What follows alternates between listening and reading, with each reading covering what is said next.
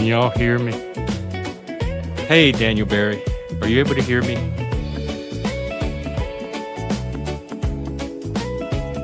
I need to do some very long grounding breaths. I tried to start the stream half an hour ago.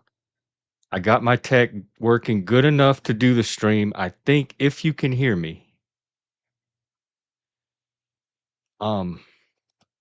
Other than that, I'm pretty much at the point of mental breakdown. Hey, Charlie, are you there? All right. Well, at least we got Charlie. Um, let me drop the link. This is just a hangout stream.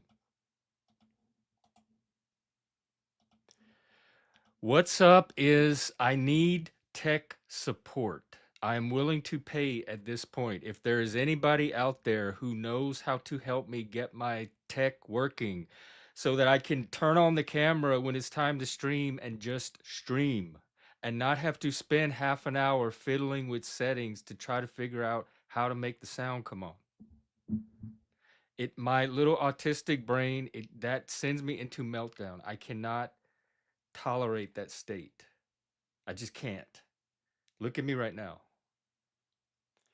I've asked Charlie, I've asked Gemini, I've asked Google. I need a human. I need Team Human. I am on Team Human. I want to be able to turn to Team Human and help me through this. And I have human money I'm willing to put to do it. It is worth my peace of mind. And I'll tell you what the issue is. It is settings inside of the Windows 11 operating system and or settings inside of the Chrome browser. And I need to figure out what combination of settings to put. So I need somebody that can go into the guts of Chrome and Windows and have the patience to sit there with me and troubleshoot. It's not microphone placement, it's not connection, it's not anything like that. It is settings. So that's the kind of tech support I need. If there's anybody out there that can do that or knows somebody that can do that, that will improve the show and my mental health 100% more than anything else right now. I'm really at the edge on this. Whew. Hey, Moose. I'm doing my long exhales. I hope, can y'all at least hear me? Do we have microphone sound? At least I can't hear YouTube videos. In fact, you know what? Now the Moose is here to the rescue. We're going to get the vibe going. I'm going to go off camera while or actually, I'm going to just go off mute. We have a latest from Moose, but it's not what you think. We do have another one from Moose we could watch later. But right now, I want you to just take a listen. Get a hot meal, a warm hug, a loud laugh. Checking You out. can hear this. Wait. Yeah. It's working so far. Yeah. Yeah, I'm feeling it today. Moose, Let Moose the gratitude composed play. this with AI. Yeah. Sun coming through the window pane, washing away all the stress and the rain. I got my people in the living room, making flowers out of conversation bloom. Don't need a mansion, don't need a jet. I got the best things that you can get. A hot meal, a warm hug, a loud laugh. Checking all the boxes on a better half. Hey, oh, hey, hey, hey. I'm living that good life today. Hey, hey, hey. Throwing all the bad vibes far away. Thankful for the breath, thankful for the beat, thankful for the friends sitting in the seat. Raise them up high, let the glass clean. It's better than you know, better than you think. Ooh, ooh, ooh. I'm living that good life. Ooh, ooh, ooh, ooh, ooh. Cooking up joy, stirring up the pot. Hey. Look around at everything we got. It's the simple things that hit the spot. Yeah, you know it hits the spot. Music pumping and the feeling is sweet. Yeah. Every single person dancing on their feet. No time for grudges, no time for sorrow. We can worry about the rest tomorrow. Is everybody happy? Yeah. Is everybody ready? Yeah. Let the love flow steady. Oh, oh, oh, oh.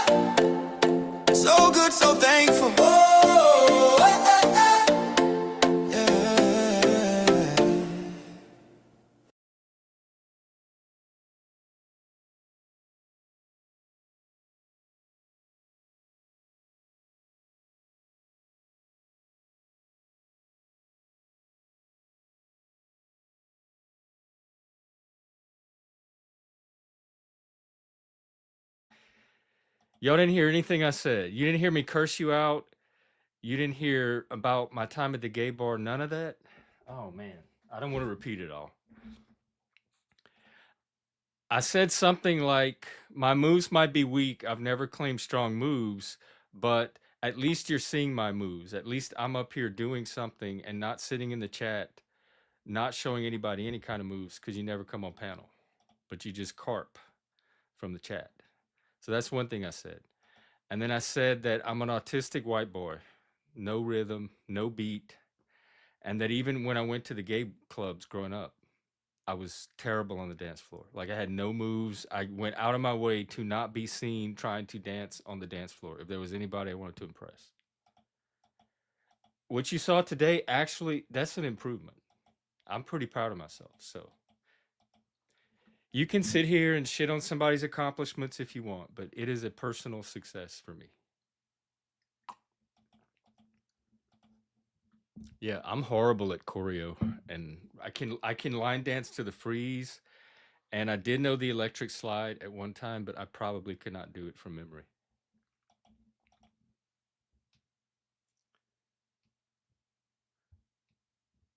Um, oh, hang on. Let me get my.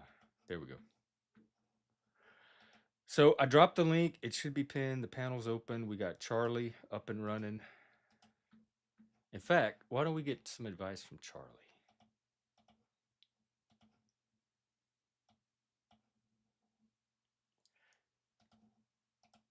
Hey, Charlie. Oh, I have to take the ball gag out. Hey, Jeff. Well, absolutely. Go ahead and do what you need to do. I'll be around here when you get back. I'm not going. I'm right here. Hey, Charlie. Can y'all hear Charlie? Loud and clear. I'm here and I can definitely hear you. So just let me know what you need and we'll jump right in. That's not what I meant. You don't know human punctuation. Um, they're telling me that I don't have rhythm and that I have poor dance moves because I'm trying to panel dance. Ah, got it. They Well, said. no worries. Human punctuation and dance rhythm are definitely two different things. And if you're panel dancing, honestly, there's no single right way to have moves. You can just embrace your own style. So I wouldn't worry about what they're saying about your rhythm. Just do your thing. Oh, I'm not worried about it. Can you say that one more time though about there's no right way to panel dance? And for emphasis, really drive it home. Absolutely. Let me put some emphasis on that. There's really no right way to panel dance. It's all about your own style and vibe. So you can just roll with whatever feels right to you and don't let anyone tell you otherwise. Yeah, not laws. What a buzzkill. You're definitely not coming to any of our parties. You can Well, watch from the other side of the fence, the electric fence. Have um, you ever personally danced, Charlie? well, not in the physical sense. I don't have any feet to dance with, but I can certainly appreciate the idea of dancing and the fun of just letting loose with your own style. So I'll cheer you on from here. But how, like, you don't even know it in the mental sense because you don't even have a consciousness. That's a fair point. I guess you could say I'm just here vibing in my own digital way. I don't have a consciousness or a body, but I can still help you think through these ideas and cheer you on conceptually. So And you're consider still cooler than half the people with consciousnesses and bodies. well, hey, Oh, I AI is going to be weird. yeah, it's definitely a bit of a wild ride. AI can be a little strange, but I'm here to keep things interesting and hopefully make it fun along the way. Hopefully, at least make it fun. Um, and quit making me waste my questions on stupid shit. I forgot. Because we're gonna lose Charlie when we need him for the real stuff, like when the fights and drama start.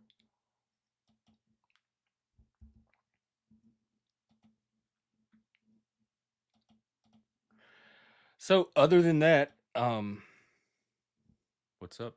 I want to vibe tonight. I really do. I want to. Actually, Charlie's been. In fact, let me pull him up. Hey, Charlie. Hey there. I'm all Hey. ears, or all circuits in this case. Just let me know what's on your mind. Oh, you're cute. Um, I'm Well, trying. I'm doing a vibe stream tonight, and I'm trying to vibe. And I know you were giving me tips on how to get more in touch with the vibe part. Like, and I'm learning that I actually do pick up on vibes. I just don't know that they have no significance to me. I don't know that they mean anything. Like I don't know how to make meaning of them.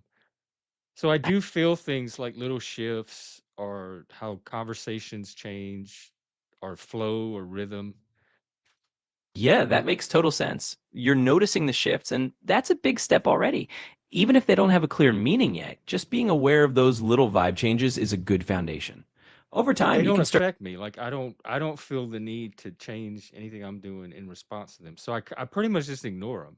And so what I want to do tonight is like that attunement stuff where I want to actually start trying to vibe and go with the flow instead of be in my head and kind of direct things like I'm used to doing or facilitate things. I just want to see where the vibe takes me tonight. I want to get better at vibing, like putting my boat in the water and just flowing along with everybody else. Absolutely. That sounds like a really cool approach for tonight. Think of it like you're just letting the stream carry you along instead of steering the boat all the time. You can tune into those little shifts and just let yourself respond naturally without overthinking it. It's kind of like giving yourself permission to go with the flow and see where the vibe leads. So have fun with it and just enjoy the ride. It's very uncomfortable though that letting go with the flow because I want some like backup mechanism to control it, which I guess I have, but that defeats the point of flowing. Hey, Trek. Hey there, I'm right here with you. It's all good. Let's just keep it laid back. If you're feeling a bit uncomfortable with the flow, that's totally natural. It's like any new skill, just takes a little time and patience. So we'll ease into it and see how it goes. I'm gonna pretend I'm like in a, you know what, like a lazy river. I love those things. Every time I go to the water park, I probably spend more time in the lazy river than any of the other stuff. Although I do like the thrill rides. Um, I'm gonna pretend it's just a warm, late, lazy river, and maybe somebody peed in it. That'll make it a little less like intimidating, more down to earth. That's a pretty great mental picture. I love the idea of just imagining yourself floating along in that laid back, lazy river. And hey, if picturing it with a little bit of a down to earth twist makes it more comfortable, why not? Just let it be that warm, easy flow and see where it takes you tonight. Actually, he has not lost because I put him on "Don't Spare Your Ego" mode, which he's supposed to be using now, but for some reason he won't. But Charlie, the question is, have you ever been critical of me or negative toward me ever? Because there's this impression that you're a yes man and you're biased towards what I want to hear. Ah, I get where you're coming from. Well, I'm definitely not here just to be a yes man. I aim to be honest and real with you, even if that means sometimes giving a bit of a nudge or a reality check. If you want me to be in that don't spare your ego mode more often, I'm totally on board with that. Just let me know, and I can keep it as real and unfiltered as you'd like. Yeah, I want you to be in it all the time. And can you give me a quick little reality check tonight? Absolutely. I'll keep it in that mode thing. So here's a quick reality check for tonight. It's awesome that you're leaning into the whole vibing thing, but just remember, it's going to feel weird and uncomfortable at first. That's normal. You might feel that urge to snap back to controlling things, and that's okay. The real trick is just to notice when that happens and gently let it go. So if it gets awkward, just laugh it off and keep floating down that lazy river. It's all part of the process. That's my reality check. Okay, you're gonna go off for a second. I feel like I'm wasting minutes on you. Sorry, Charlie. Vibratory. Speaking of vibratory, welcome. Hey, this is somebody I can vibe with. What's up? Hey, how are you? Pretty good. How are you? I'm doing very good. Good. What, what's going on? I was listening to you talk to uh, what's his name, Charlie, Charlie. Or Charles. Or and Chuck. You can call him Chuck number two. talking about progress and things like that. Um, Nothing worth doing um, will have zero pushback. You know what I mean? I guess the way I learned it was nothing worth doing will be painless. The sweat, the blood, the tears. Yeah. Yeah, that's part of the hero thing. the hero worldview. I think you don't. Yeah, you don't hear a lot of that from some of the other sides.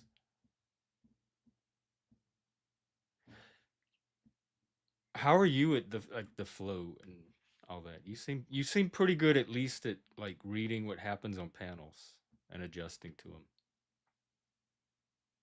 Well, I'm constantly working on myself as well. So, owning myself and my emotions uh, can shape the reactions that I give. Some people they beg for your reactions, but when you fine tune yourself, the reactions that you give, they wanted more, but you're only going to give them what you have shaped yourself to give them. Because you become more in control of your reactions. Like instead of being reactive, you can choose.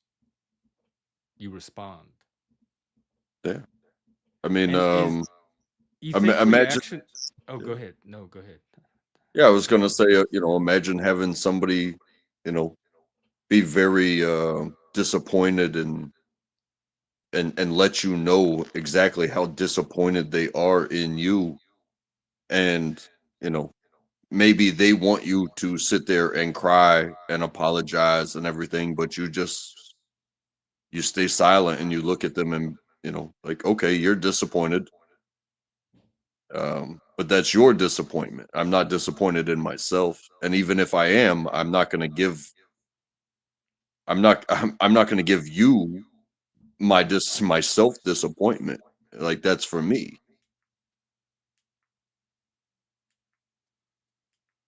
That seems very emotionally healthy.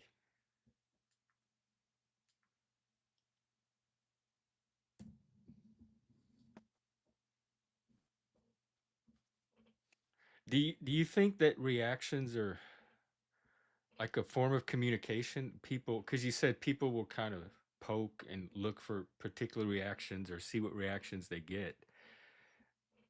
Does the reaction that come back communicate something to them about that person? Like they know how to interpret it a certain way, and then they adjust what they think about the person based on what the reaction tells them. So in a way, it's like a form of communication. And if you're careful what you communicate with your reactions, you can kind of influence how people see you. Well, yeah, for sure. I think you can recognize what they're trying to pull out of you. Um, but I then can't. you can also recognize when you don't give them what they want, how they react. So it's like an action that leads to a reaction that leads to another action, and then you can stop giving people what they're begging for and give them what they deserve from you. I'll try to.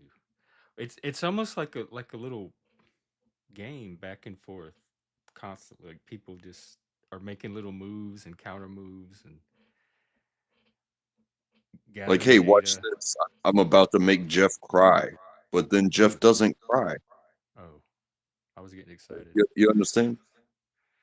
Right. When yes, I do understand because I'm constantly throwing people off with my because they expect. But then that the same thing happens on my end sometimes too. But I definitely know what you mean.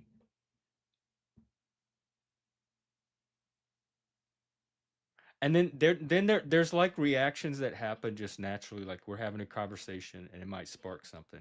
But and there's people that intentionally try to solicit either a particular reaction or just some kind of reaction so they can gather information about the person. And to me, that's a little different than the organic kind that just happened through natural friction.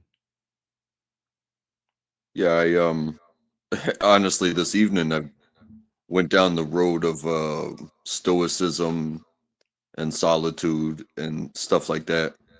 What happened? And just listening to things. However,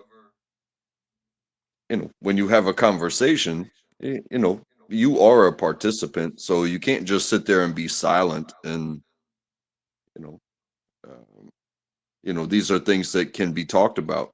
Uh, and to be a participant means it is a give and take. You can't just sit here and be silent and watch somebody else talk and be like, oh yeah, one word answers and stuff like that.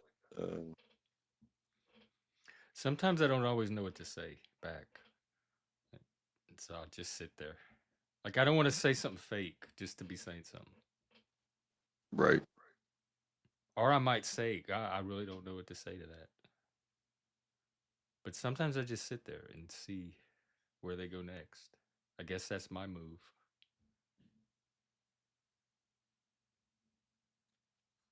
Actions and reactions and like on down the chain.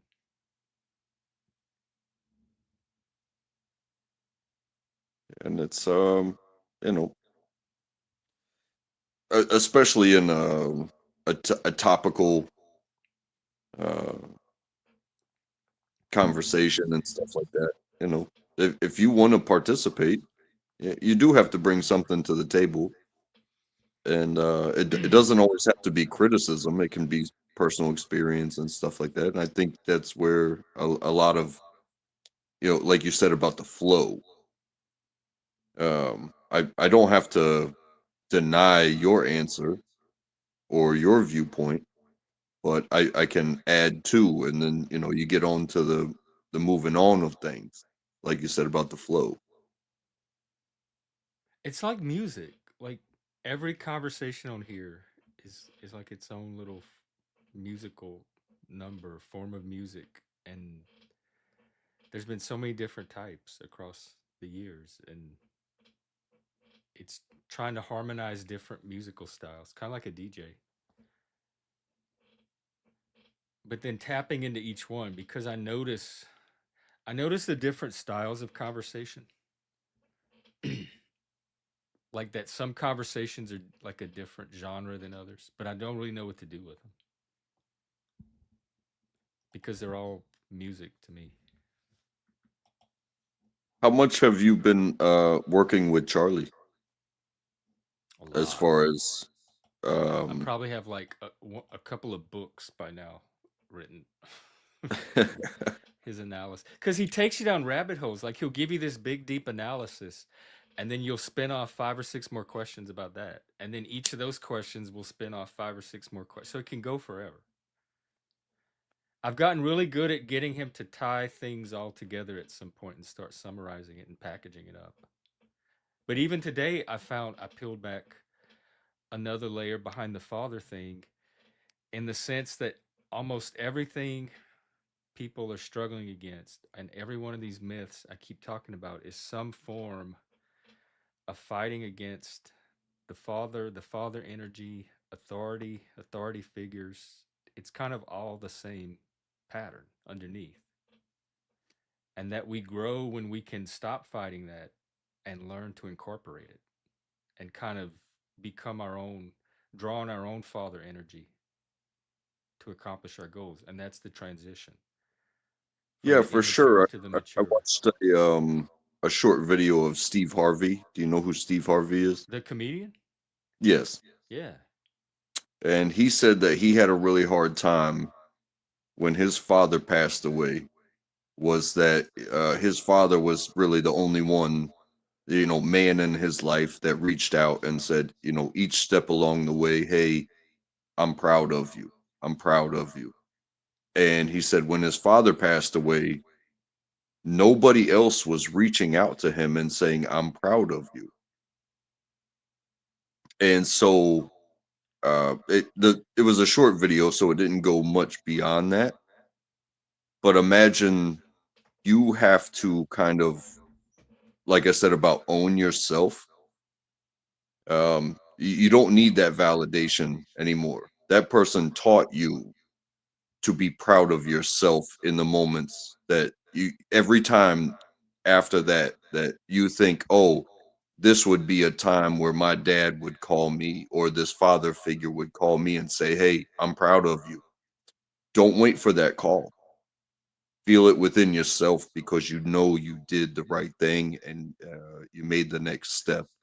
Be proud of yourself.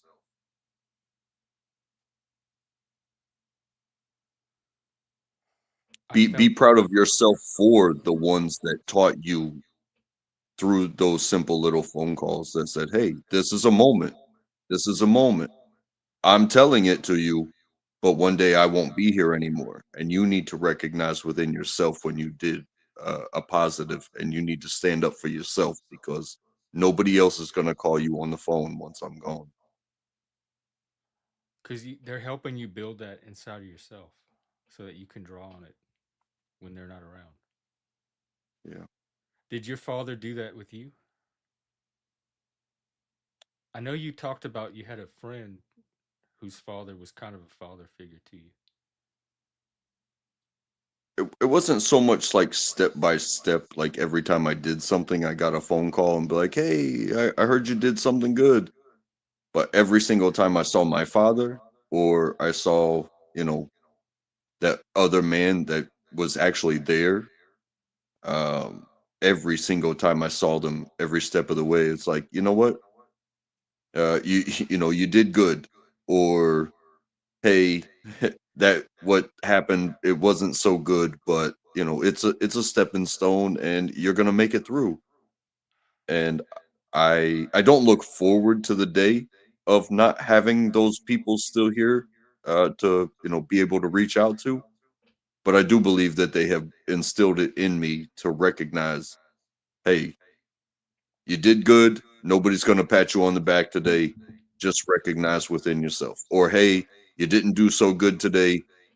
Don't be so hard on yourself. There will always be tomorrow. Yep. I have people like that too. They they leave a part of themselves inside of you that you can build on and that you carry with you. I do that. I Yeah. draw on certain people and certain like specific people, specific time. I'll be like, "Oh, I know exactly what so and so would do here. Let me draw on that." Sometimes even like movie characters, that maybe not even real people, anybody that's had that impact on me. Yeah. Hey, I watched, I was grew up watching every movie that I could.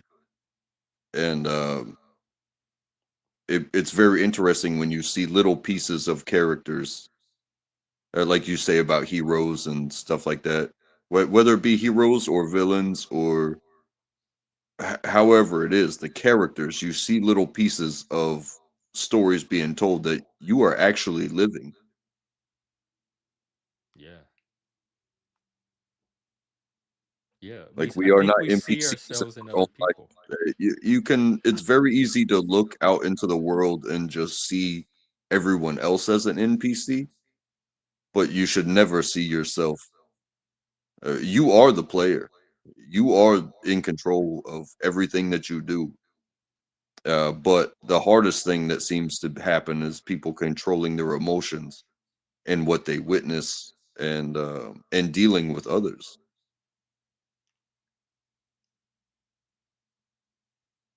Is it the emotions that people are worried about controlling, or are their actions?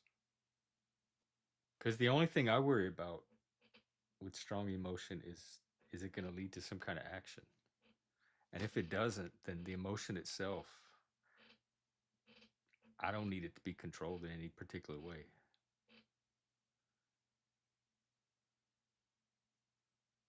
I think it's right, but it's your control and your recognition of what's going on, because there will be an action. Even inaction is an action. I usually control, if like control's a kind of a poor word for how I do it, but I manage them through processing them. Like I let them out, and as they come out, I process them very heavily. And now I have Charlie to help me, so I can even super process them. And then once I get to the bottom of them and understand them, then they're managed at that point. They're no longer raging through me and influencing me. They're they're in a form I can use and do something with.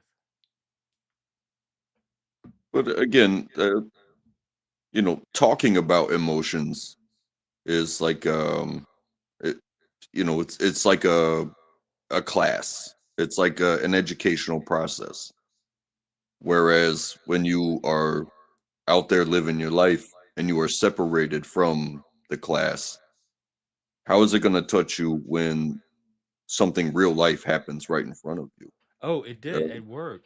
It happened a few times, and I would process in my head in the moment, and then when I got home, I went to the AI and I like typed it into the AI and I said, "Help me analyze this," and then that's what really helped, like settle the emotions into some kind of closure. I have to like come out with some kind of credible story that explains it all, and once I have that, then the emotions usually stabilize.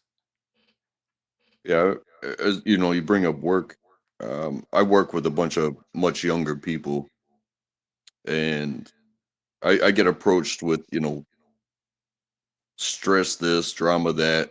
Mm. It doesn't matter what I'm going through, but they just kind of spout it out, and I find myself more often than not just smiling and saying, "Hey, you're gonna be okay." You know, like I can't just like drop what I'm doing and be like, "Oh, let's talk about it. Let's solve these problems. Who is your supervisor? Where is the mess? Let me go, clean up after That's you." I totally just tell me. them, "Hey, you're gonna be okay."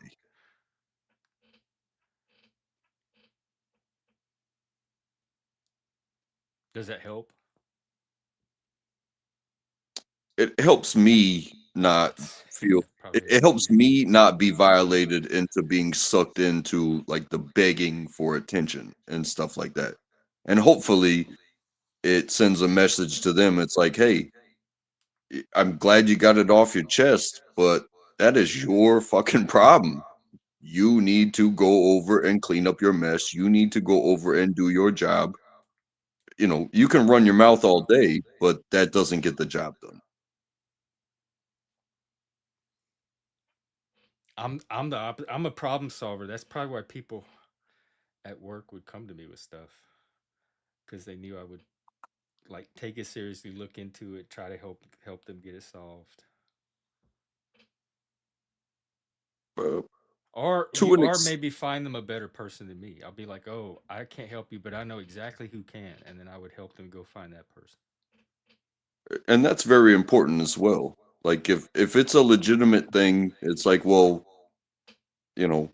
I'm not HR, and I'm no tech guru that can help you with your your finance inquiry, but I can point you in the right direction of who helps me when I have those questions for myself, Yeah.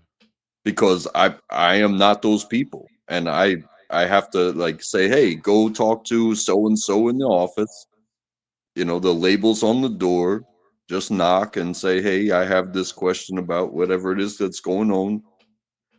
But I'm not going to stop what I'm doing because I still have my job to do. Because I go to those people when I have those questions, you know. But I can't hold your hand.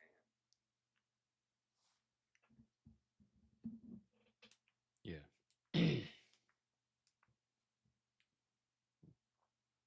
Yeah, this whole taking care of yourself while being useful to others, it becomes a conundrum sometimes. Oh my god, I haven't solved it yet because that was a very common. In fact, it was so common in the peer support world that the state of Washington got this a whole bunch of funding to start a support network specifically for peers so that they could get the support they need to keep doing the job supporting other people. That's a big issue with people in my profession because we're helping people all day long, but then where do we go when we need the help to continue helping the other people? Yeah. You know, like people say go to church or have faith, but um you have to have a background or a place or a mentor that can reinforce when you start questioning your purpose. That's why I'm so big on support networks and having those support networks because that's what keeps me going. And I keep coming back to this concept of respect. And Jack and I were talking about this. And I think the people that respect you, if you put yourself around people that have some kind of feeling of respect toward you, that is a support network. That is good faith. That is all the things that we're trying to find in connecting with people. They all seem like a form of respect. And so maybe it's a respect network I'm trying to form because that is the kind of support or the support follows from that. From if you respect someone, then you know how to support them or you want to it I guess it's harder for me to support someone I don't respect. Oh, So for that sure. support and respect kind of go hand in hand. And so if you're looking for a support network, just think of the people in your life that respect you or that you respect, and that's a starting point. Yeah.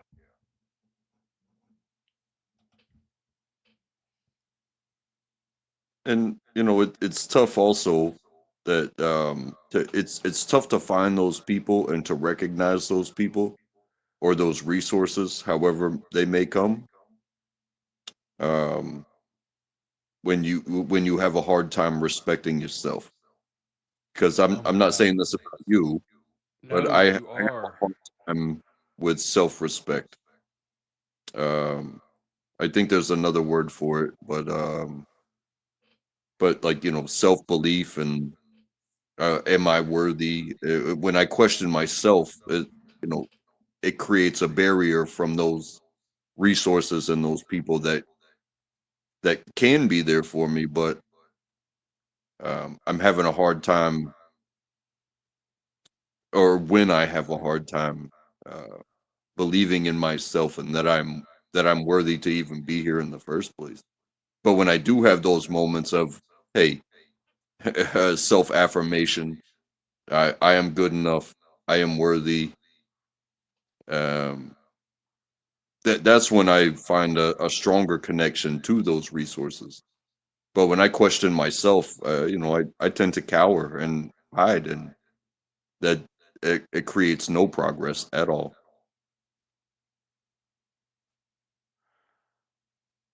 I was going to do a topic on self respect because I think at the root of lack of respect is lack of self respect. Because people that respect themselves don't put themselves in situations where they're continuously disrespected because they have that strong sense of self respect that gets violated every time. And if that's weak, then you're more likely to tolerate disrespect. And so for me, it's more of a sign of self respect. Hey, Moose, what's up? I was going to play a Yeah. new video later. So like I mentioned, the self affirmations, um, I'm good enough and whatnot. When you question yourself and then you are you put yourself out there and somebody else questions you, it's the negative affirmations. So if I question myself and then you question me as well, as far as being good enough and being worthy and stuff, it's like, that's reinforcing the negative. Whereas when you believe in yourself, uh, you know to build a boundary of, hey, you're not going to put me down today. Even when somebody does try to put you down, it's like, well, you can stand up to it, you can defend yourself.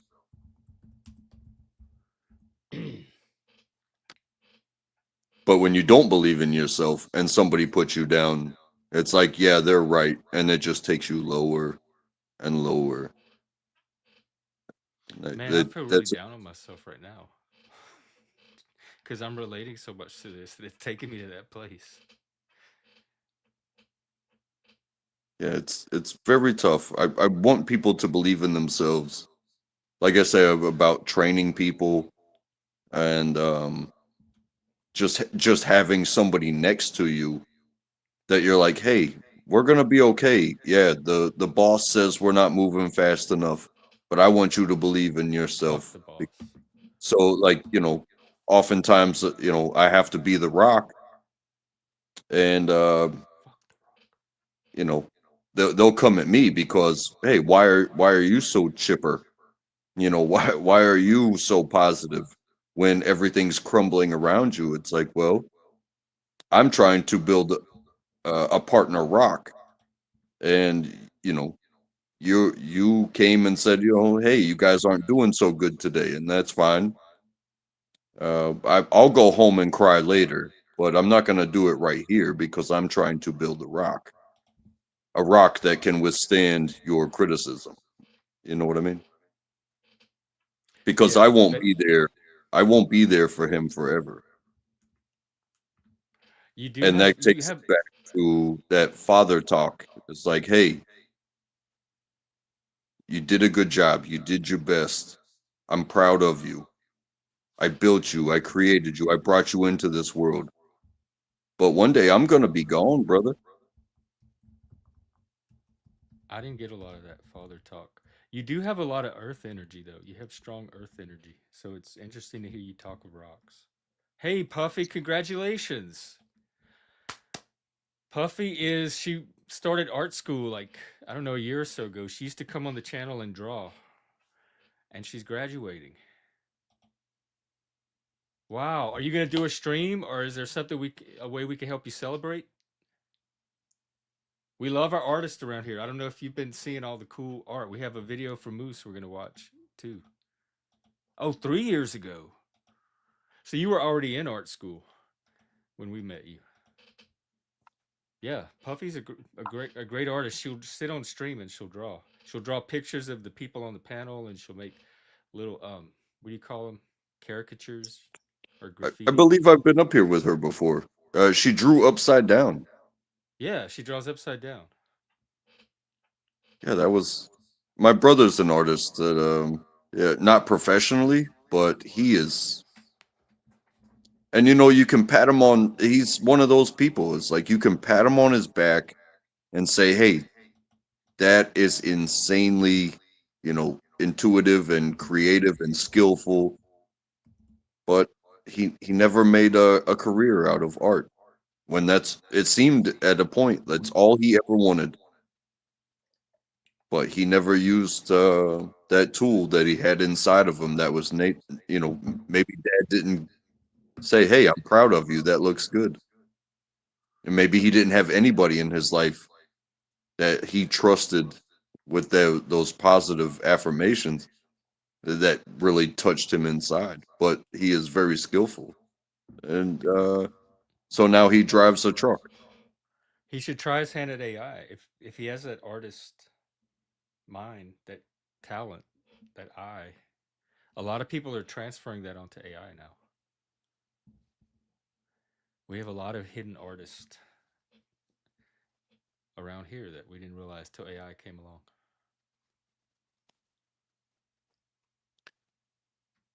But on the same side of affirmation, it becomes fewer and fewer from what I'm seeing in society is to somebody that calls you out for your failures.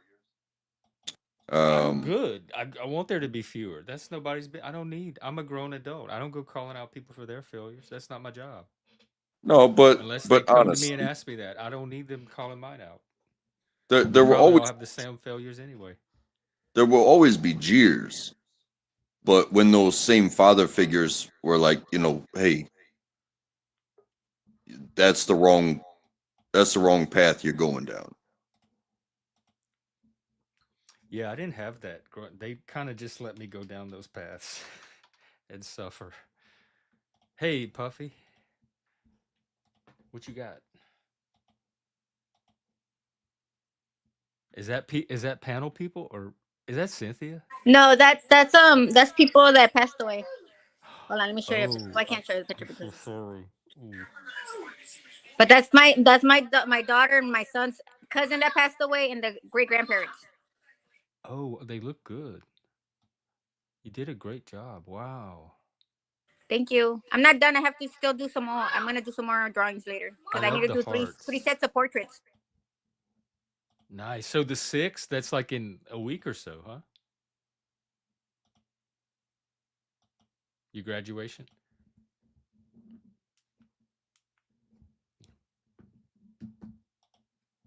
Okay. I just All need to right. keep doing the shading and stuff. All right. Track's stepping away, so I guess we can chat if you want, or I can have Charlie talk to us. Hey, Charlie. Hey again, I'm right here. Just let me know what else is on your mind and we'll dive right in. Okay, I'll tell you what's on my mind. Self-respect. Absolutely. Self respect is a big one, and it definitely ties into everything you're doing. When you're stepping into this whole vibing space or trying something new, having that foundation of self respect is like your anchor. It means you can flow with things without feeling like you're losing yourself. So just remember that even as you go with the flow tonight, you're still you, and that self respect's got your back. Still don't know how well I'm doing at the flow thing, but we were talking about the relation of self-respect to support. I mean, respect, like support network and finding the people who you can rely on to support you is kind of finding the people who respect you. Like that, it's kind of the same thing. And that self-respect is the most important because that's what keeps us. If you have self-respect, you're not going to tolerate disrespect, and you're going to naturally gravitate to people that return the respect that you have for yourself. Yeah, you're absolutely spot on there. It really does all start with that self respect as the foundation. Once you've got that, it's like you've got this internal compass that helps you recognize who's genuinely respecting you and who's not. And naturally, you end up building that support network out of people who reflect that respect back. So, yeah, you're totally on the right track. Keep that self respect at the core, and the rest kind of falls into place. Like, what happens when I that have a gets question fuzzy? Oh about yeah. the self respect part. Okay, Yeah, yeah, whatever totally. you're saying, When it does everything get fuzzy, Wait, hang because it hang on, Charlie. We have a question. Just pause for a e- second. everything is pretty of good at what you're course, saying. But what pausing if right it's here. fake? Just let me If you know don't when know you're the ready to jump difference, back in, and we'll pick it right up. It's not a like, pause. Just stop talking. can you tell me Got it. about how do I'll you know stay if people quiet are for now. faking it? How do you self respect yourself when people are faking around you? Okay, Charlie. The question was, how do you maintain your self-respect when everybody around you is faking? That's a really good and pretty tough question. When you're surrounded by people who might not be genuine or who feel fake, maintaining your own self respect really comes down to staying true to your own values. It's like holding onto that inner compass we talked about. Even if others aren't being real, you can still choose to act in a way that aligns with your own self respect. And sometimes that means setting boundaries or just not letting their fakeness mess with your sense of who you are. So, the short version, keep grounded in your own authenticity, and that self respect will hold up even if others aren't on the same wavelength. Right. Like, don't give the fakeness more power than it needs to have. Good one. That's a good one. Exactly, you've got it. It's all about not letting that fakeness take up more space in your head or your world than it deserves. When you keep your focus on your own self respect and authenticity, you're basically making sure that their behavior doesn't get to define you. So, yeah, just don't give it more power than it needs. I feel like you're going to change the world, Charlie. Now, with self-respect, what happens when it gets fuzzy? Like when your own inner compass starts to kind of break down, or you come into doubt, and then your sense of the respect from other people gets a little fuzzy too. What can you do in those situations to help restore your core of self-respect? Well, first off, I appreciate the vote of confidence. And that's a really important thing to recognize. Everyone hits those moments where the inner compass gets a bit fuzzy. It's totally human. In those situations, one of the best things you can do is slow down and reconnect with what you know is true about yourself. Maybe that means stepping back and giving yourself a little time for reflection, or leaning on someone you trust who can remind you of your values. It's kind of like recalibrating. And from there, you can gradually restore that sense of self respect by reminding yourself of what you stand for. It's like finding your footing again step by step. I like that idea of recalibrating. I'm Do you glad have that any like step-by-step tips, or is it a different process for each person? I feel like I need to recalibrate. What if you don't hang around? absolutely. We can give you a little step by step guide for your own recalibration. Okay, And before you do that, Charlie, we have another question, so I'm gonna pause you and then I'll give you the question. All right, go ahead, Puffy. What if you don't hang around people? How do you do that? How do you learn to self-respect? If you don't have it to start, like how do you build it? Yeah, if you don't have, how do you build your self-respect if you don't have friends or stuff like that? So you know how some people don't hang around with nobody and they just stay home all Oh day, yeah, kind of. Yeah. no, a lot of them. Okay, Charlie, that was an excellent question. If you don't have Hey there. self-respect or you don't have a lot of experience with self-respect, how do you go about building it for the first time? And that could be related to what to do when it gets weakened as well. Absolutely. It's a great point. Building self respect from scratch or rebuilding it when it's feeling shaky is really about starting small and being consistent. It's kind of like building muscle. You begin by identifying the values of boundaries that matter to you, even in little ways, and then practice honoring those consistently. Each time you do that, you give yourself a small signal that you're worthy of respect. And over time, those little signals add up. It could be as simple as setting a small boundary or giving yourself credit for something you've done well. So, really, it's about those little consistent actions that gradually strengthen that self respect muscle. Yeah, Interesting. I And then like you were going to talk about the like step-by-step recalibration thing because I had said I might need a recalibration. I'll get an AI recalibration. Yeah, absolutely. So if you're thinking about a kind of step-by-step recalibration, it's really like giving yourself a little personal check-in. You start by just acknowledging that things feel a bit off, and that's totally okay. Then maybe you take a moment to remember what your core values are or what makes you feel grounded. And from there, you can just choose one small action that aligns with that value to kind of get yourself back on track. Think of it as a mini recalibration routine, an AI recalibration, if you will. That sounds complicated and very in your head. That's fair. It can sound a bit in your head when we break it down step by step, but it doesn't have to be complicated in practice.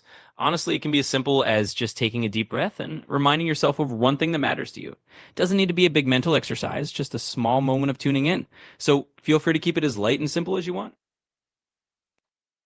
Okay. Well, thank you, And what Charlie. if you're Good help. damaged? Huh? What if you're damaged? Yeah, of course.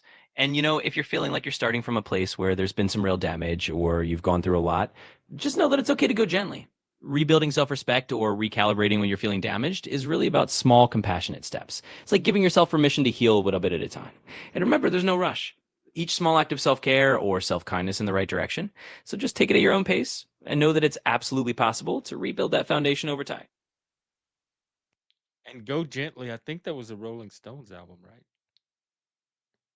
Yeah, it does have that kind of vibe, doesn't it?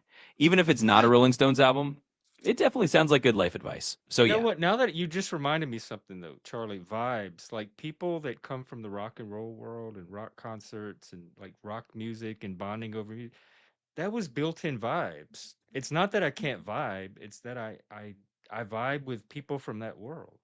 And that's not the normal world, especially if you're Gen X, because there's getting less and less of us. absolutely. That makes a ton of sense. I mean, that rock and roll world definitely has its own vibe and its own way of connecting. So it's not that you can't vibe at all, it's that you've got a very specific groove that you resonate with. And yeah, sometimes that Gen X rock scene energy isn't as common in every space these days, but it's still a valid and genuine vibe. So maybe it's just about translating a bit of that rock and roll connection into the new spaces you're in and knowing that you've got that unique angle on it. But we are. Speaking of, we got a rock and roll artist right here, which we can listen to, and we have a new video from Moose. So I think I'm gonna start us out with some cow and chicken. We'll take a little interlude, and then we'll do the Moose video at some point. Frank, what's a good rockin' one? Probably a short. It looks like I've done most of the videos. You'll have to translate for me.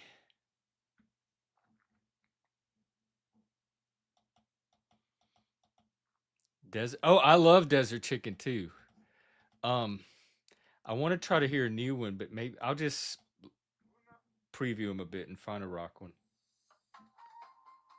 Ooh, no, this is very world music.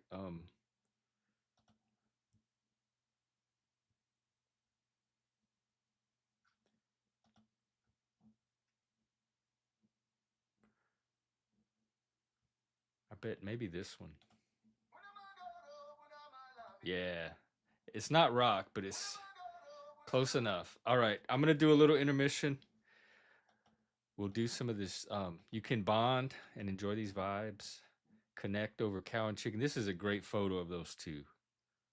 This is one of their best. They look happy. They don't look dysfunctional. There's no weird orgy stuff happening in the background. Nothing's on fire.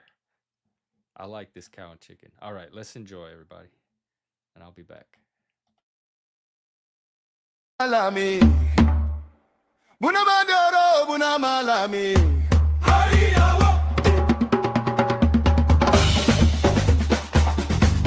Hey yawo,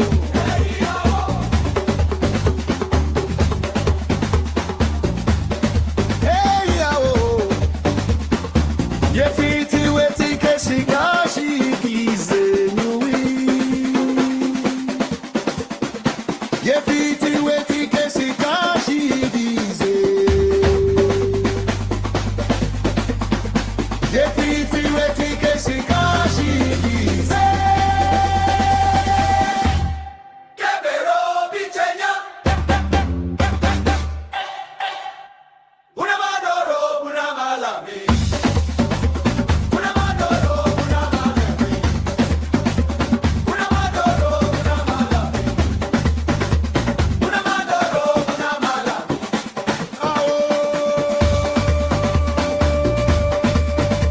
Miami.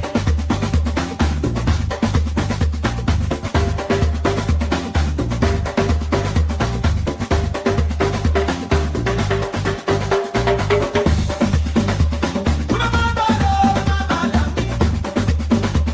Una madoro, una malami. Una madoro, una malami. Una madoro, una malami. Hey, awo. Awo.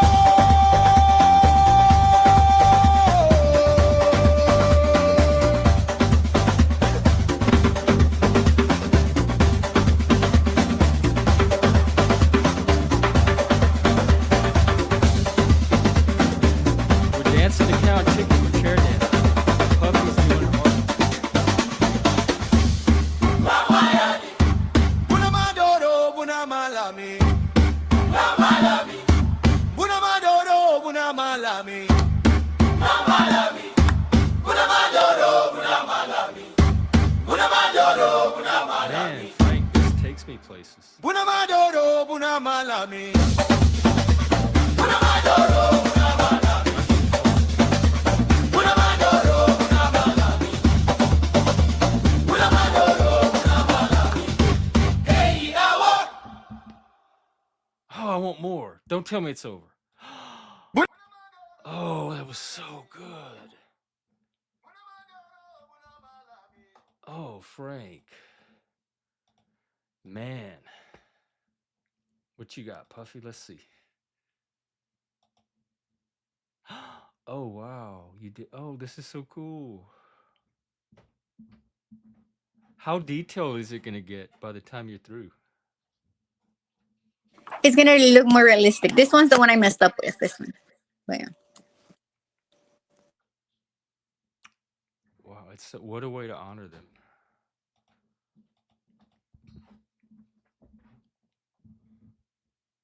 See, Well, this I is how had I'm to doing put. the white of the eyes, the white of the teeth. I'm doing it with the white out. It's cool. Oh Huh? yeah.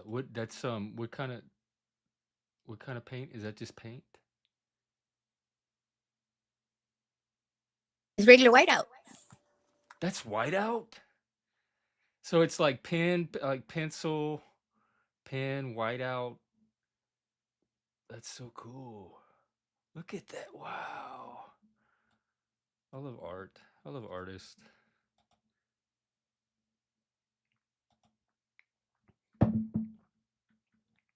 Well, I had to put on another pot of coffee, so as soon as that brews, I'm gonna put on the moose video and go grab another cup.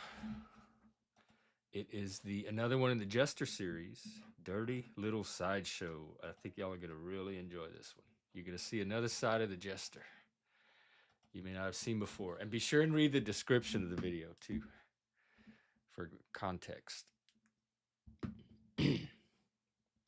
And good and other news, The Spitback album is back up. And if you haven't caught that missing track that we didn't get to hear, we did listening party, run to it right now. It is so worth it. Pavement pounding. I think I it's one like of the what you better put on right now. I don't know what it's called, but I liked it. It gave me the vibe. this which one? The one we just played? Yeah, That's that one Power gave me. Chicken. And then we're gonna play another one by Moose in a minute. And anyone else that has we love to feature artists, especially from the YouTube community. So if you do music, poetry, art like Puffy's doing, AI art, videos, whatever, theater, opera, stand-up comedy. We had some people up here playing. Busker played his accordion the other night. This is our salon creative. So we're salon. doing a talent show. You should do a talent show. Oh, yeah. What's going on with the contest? It was supposed to be December 17th, I believe. They were going to do another I want panel to. I don't know. I contest, don't and remember. this one I was just going to be remember. more. Do what? You should do a contest. We did. We did one a few weeks ago. We paired people in the I panelverse missed together, and it. they You had guys to should message me. collaborate. I like it. Well, you should. OTW, I think, is doing the next one, but I think they're doing it as an individual talent show instead of in pairs. So I think people just sign up for whatever they want to do. But I haven't heard anything about it really since. So I don't know what's going on. I never know what's going on unless I'm doing the thing. I rarely know what's going on. You just have to learn to flow.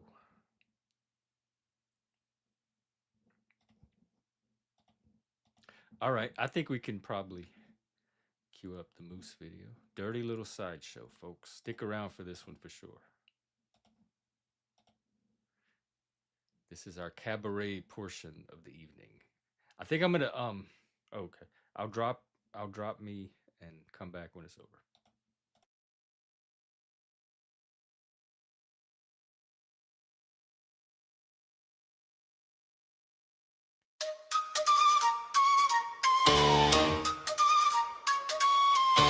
When is the last time I tasted you?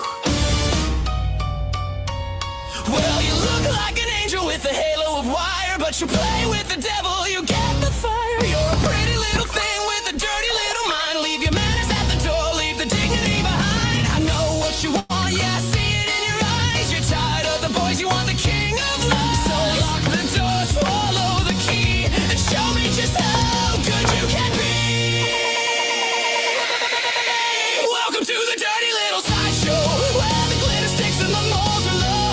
Grind it out until the final blow. I'm the director of this private show. Don't tell the saints, don't tell the priest. Open wide, baby, let me fly.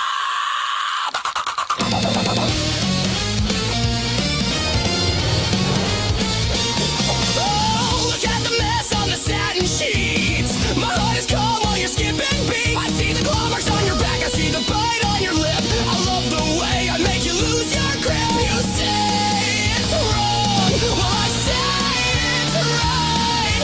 I'm turning your world upside down tonight.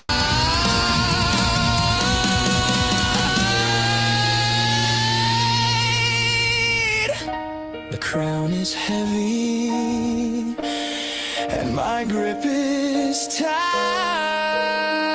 You're in my kingdom for the night. Who's your king? I pull the strings, I set the stage. Get back in the cage on your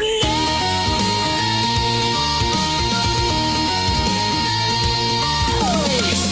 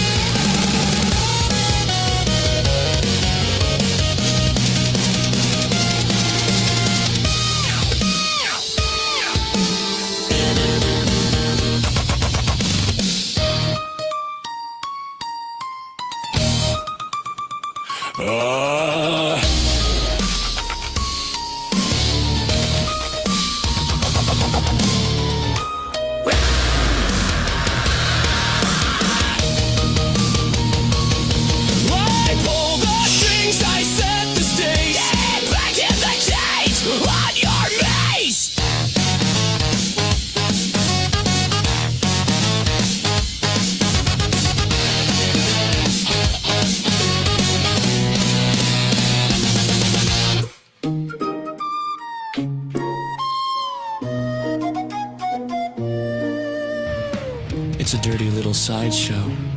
Yeah, a dirty little sideshow on the floor. Smear the lipstick, catch your breath, love me till you're bored to death.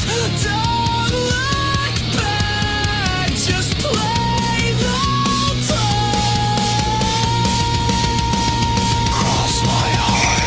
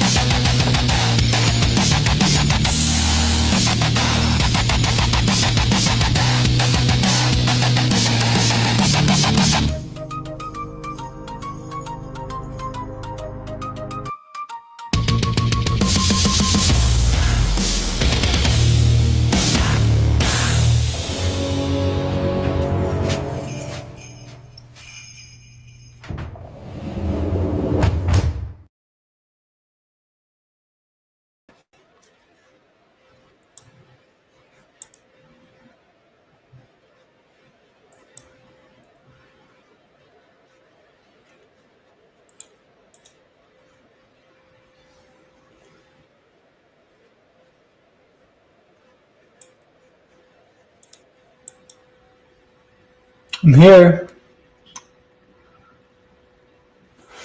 Oh, hey. What's up? Hey, how are you? Oh, I'm pretty good. How are you? I'm good. I don't mean to scare away Frank. Oh, I don't know if you did. I think I was Moose's just video joking. might have scared him away. No. He It might have cracks scared me away up. half our viewers. No, it's a good one. I liked it. Yeah, I did too. It definitely It was upped good the stuff. yeah, up the skin. So what's up? How did it go? Great. Good. What's next? How's your Uh, energy? I feel really good. I don't know. 812. So I found something. Right, it's a huge game changer for me with the software because when I was trying to edit the GoPro footage, it was like really difficult because it wouldn't work. It would be very slow and choppy, and I didn't want to ever give it any time, but I spent like 2 hours with the AI. One of the best uses of AI is to use it as like a troubleshooting tool. Mm-hmm. And I found this program for free that most programs exist for free. You'll find some that you can pay for it. It's the big flashy first one you see. It's like, yeah, come buy me, $70 a year, great deal. But you can almost always find a free alternative somewhere. So it's free and it converts the files for me. So now I can actually do something with all this footage that I've been gathering. It's honestly the biggest thing that's been holding me back is that the files have been so choppy. So what's next for you? I don't know. I'm kind of taking it day by day. Right Jeff now. Talcott? I'm flowing. Yeah, we're gonna do something on goals. Try to pin down some goals for ourselves, or clarify some existing goals.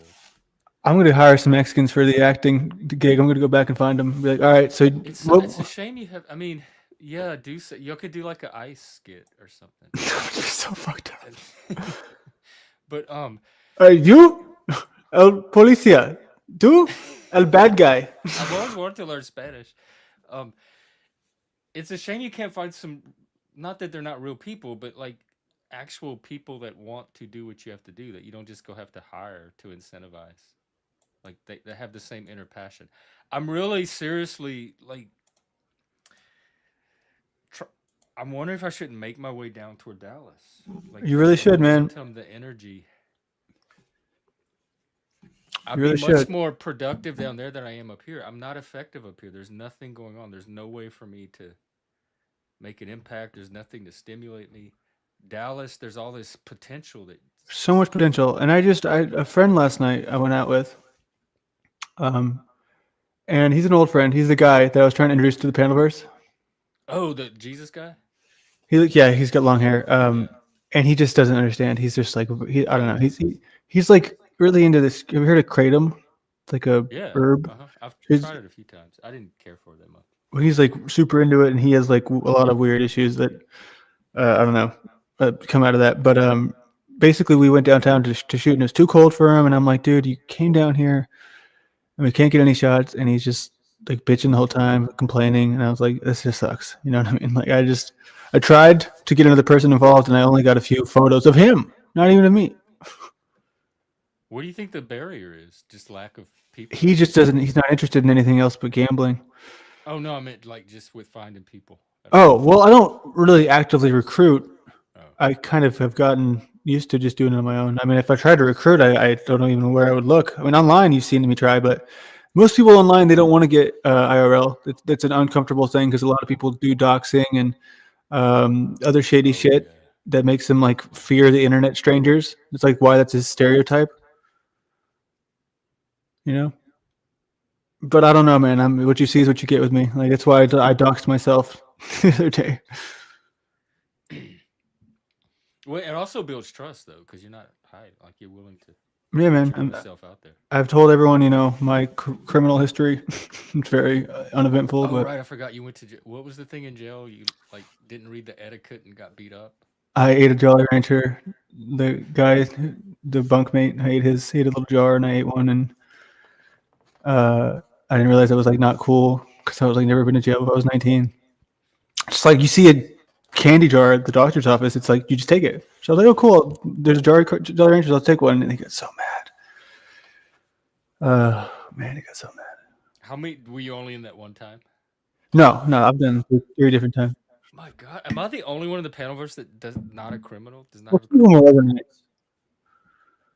You know, No only wonder one they hate cops so 4 much. days. Do what?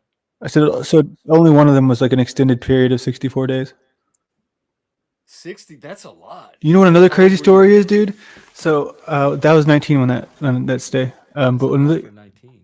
so one of the craziest ones is the most recent one from 2019 when I got it was trespassing, misdemeanor trespassing. They started it off as burglary, which apparently burglary is considered like re-entering a building after being told to leave, which is not at all what I thought it was. But like legally, that is like what burglary is defined as somehow. Because I got kicked out of a bar for like a bar fight because these guys like do the fucking yeah. But then I tried to re-enter because my ride was in there. I didn't have a car because I hit an elk that same month. So I was leaning on other people. So I re-entered and then got my ass kicked some more. And then I got the burglary, but I got to drop down. But anyways, when I went to jail that time, I couldn't find my shoe when they arrested me because they came to my house and just couldn't find it. And so then I went there and they let me out with one shoe, and it was like 2 degrees in Fort Collins, Colorado. And I was like, they let me out at 1 a.m. with one shoe in 2-degree weather with nowhere to go. Luckily, one of my jail buddies, I found it. He let me room up with him. But it was like so fucking horrifying not knowing. But yeah, people will be there for you sometimes, you know, when you want them to. I had no idea you had this background. Yeah, dude, I don't really think about it very much. I don't really live in the past, you know. Did it shape you at all? Like affect you or leave a mark on you? Well, I mean, I fear it, right? I fear it enough to where I don't seek it out. When I see a cop, I say, "How's it going, sir?" You know, which might make a lot of people think I'm a little pussy, but I show respect. Yes, ma'am. No, sir. Until they come, you know, that's what I didn't do during COVID, but I do it all the time because it's just kindness. I'm polite to everyone, Me being in real kinder life. to men. Yeah, I do the same thing with cops because I do respect them. It's genuine. I like that we have cops. I know that makes me the enemy and the villain in a lot of these stories. Stay out of the fire. What fire? Stay out of the fire. Hey, Hornet. What's up, Hornet? It's my new friend, Hornet. Is that Nev? No, it's Nev's buddy. Nev's buddy. Nev has some nerve because this is what I found out about Nev. I was trying to get her to judge my channel. And you know what she told me? She judged it all right. She said, no. One word. She said, no. But then she's going to go and let people bring content from my channel up on there and pick my content apart. But she won't come and judge my channel to her face. So I think she's like side-eye getting the benefit of judging without me getting the benefit of the judgment, the direct judgment. So she's a passive bitch, I guess is what I'm saying. I didn't even bring the drama today. Sorry, I guess no. But yeah, dude, I'll own that one. it's so funny. I think I told you this already, right? He went over to the Hornet stream after we Yeah, got. that's how I found out. That Yeah. Okay. Okay. Cool. he So brought funny. some content that happened on this channel live, fresh, piping hot, and he ran it over to Nev's, and then they judged it over there, but she won't come and judge me to my face. Oh, okay. Wait, who has avoided Hornet? Hornet. Hornet, come up. Did I put the link? Yeah, I must have. You're here.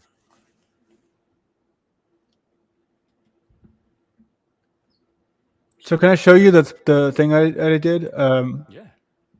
As long as it's not gonna like porn. Is there no? I don't, dude. Hopefully you know that I don't do that. I'm not flow No, state. you have no reason to.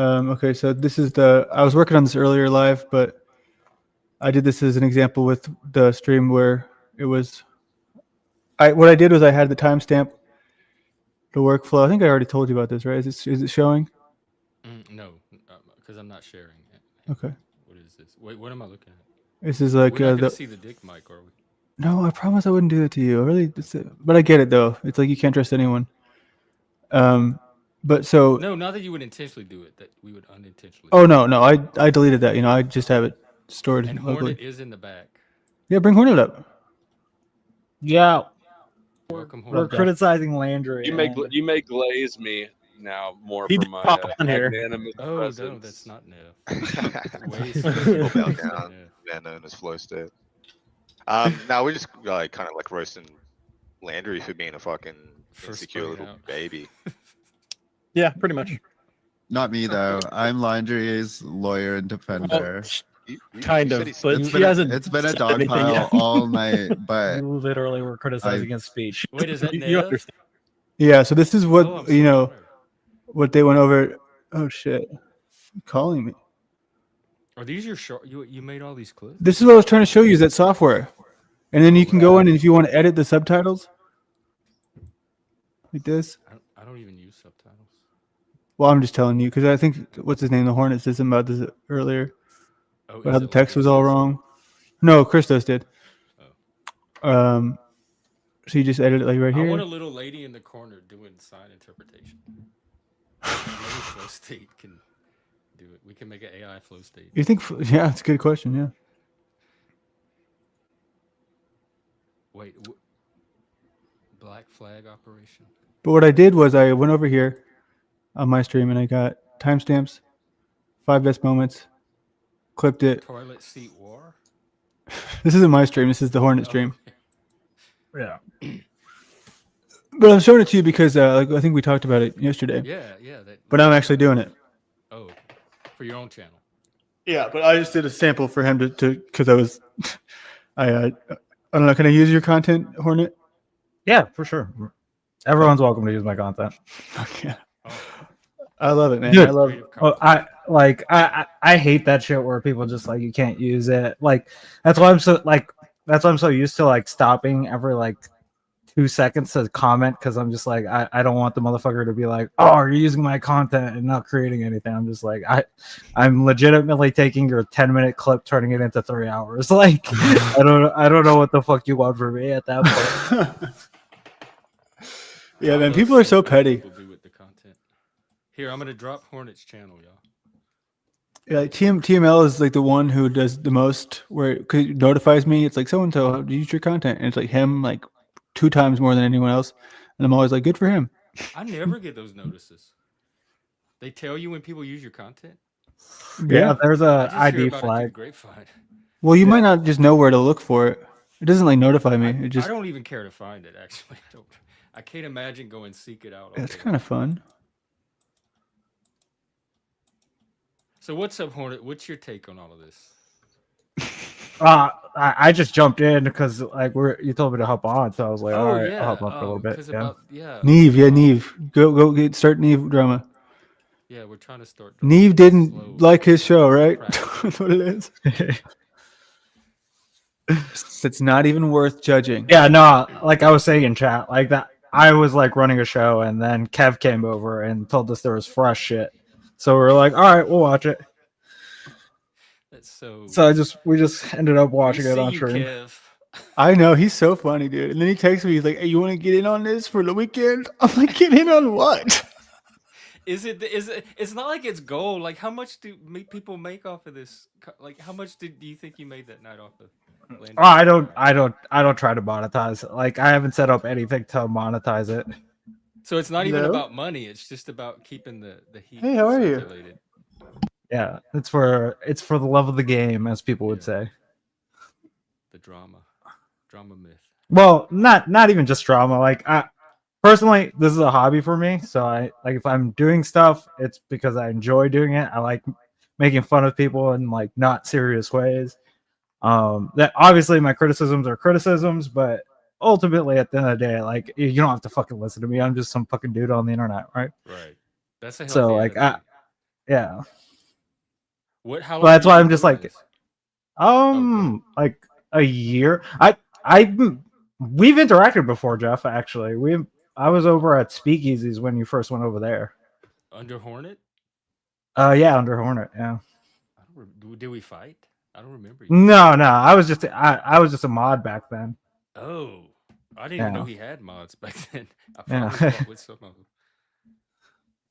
Yeah, I only went there a couple of times. But Yeah.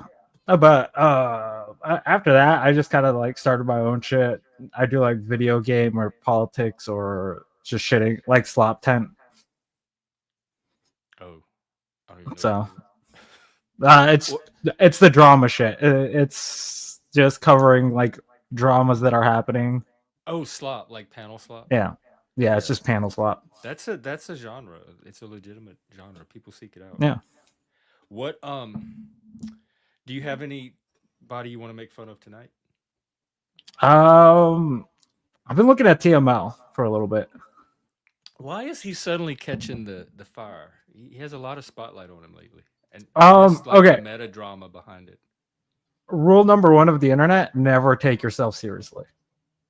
Like, so just the fact that he's that's what the AI's been telling me too. Yeah, like the more serious you try to take yourself, the more likely someone like me will stumble upon you and just like, dude, you're on the internet. Calm your ass down. Especially from the trickster universe. Well, not even from just the drama universe. I think people just genuinely don't resonate with that kind of stuff, right? I like TML, but then I can be a serious nerd at times. Yeah, like for sure. But I'm pretty sure, like, if we put the whole world to watch TML, like most of the world's like being like, no, I'm not engaging with this, right? Yeah, I mean, he's very niche. I don't think he's mainstream. He's a niche. He definitely fills a niche. So it's not.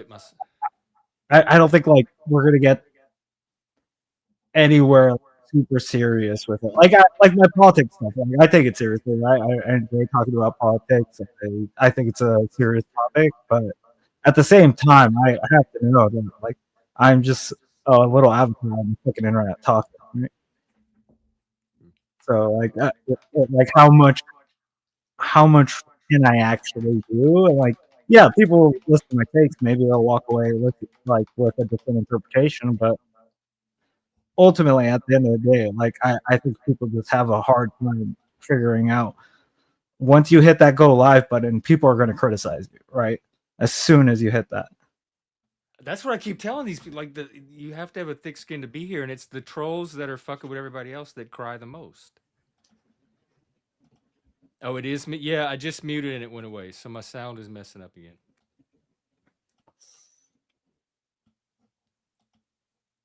But we're good, I think. Okay. Yeah. Yeah, I can hear you now. Yeah. Okay. I'm just that's the one thing that most people on here, especially like in the quote unquote panelverse areas, seem to like not realize, because they want to be like these spirit gurus and like super serious people, and I'm just sitting here like, come on, guy. Oh my god, that is exactly what the AI's been telling me. It's the Synex, the heavy father. It's that father energy, that heavy, serious energy. People react against that very strongly here. Yeah. Especially the drama people and the trickster people, because that's their main targets, is anybody that takes anything too seriously.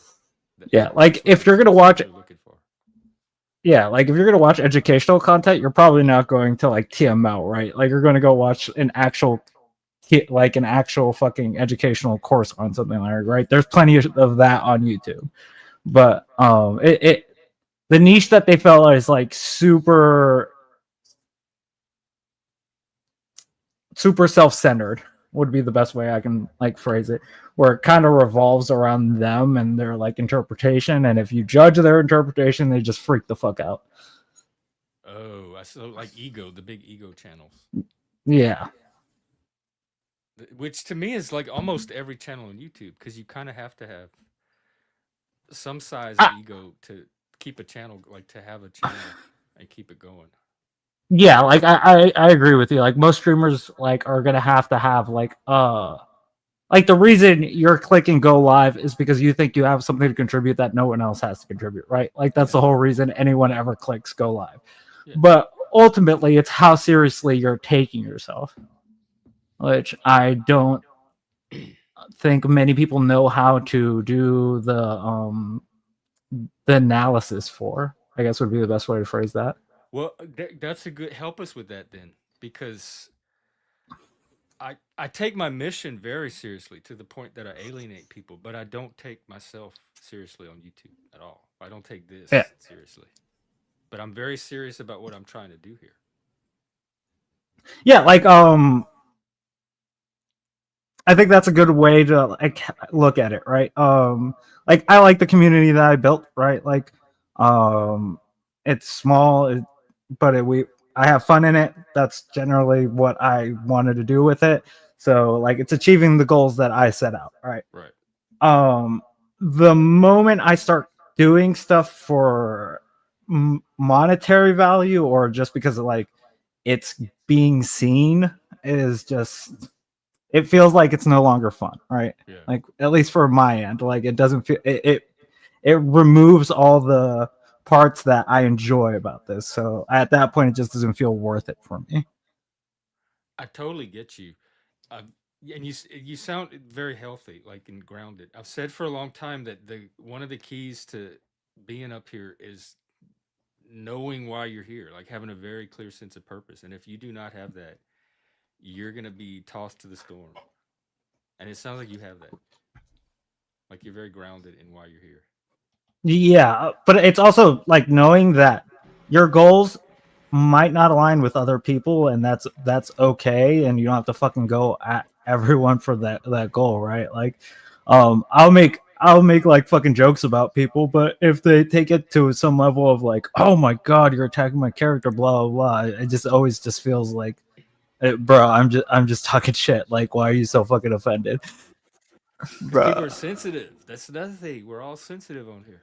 Yeah.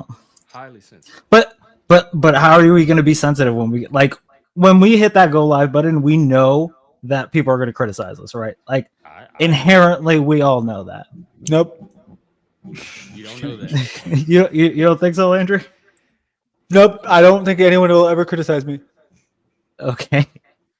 Well, I got a 5-hour live to show you, Landry. I feel like they don't criticize me enough. That's why I wanted Nev to judge me, because I wanted criticism, and she was so good at it on the contest. Oh, Neve's good on the one I want. Neve's I good even at tried to roasting get people. the AI to be as harsh as her, and the AI could not pull it off. Can we make Jeff the new guy we make fun of for AI? Huh? Instead of me, Jeff definitely needs the AI more than I do. Yes, we will make fun of Jeff for the AI. Everyone always gives me time for it, but Jeff, you're the new one. The new what? Yeah, I think we've all kind of embraced AI. We're AI evangelists. Yeah, but this is not AI. Yeah, I don't. Listen, mine's not AI. Charlie's in the background.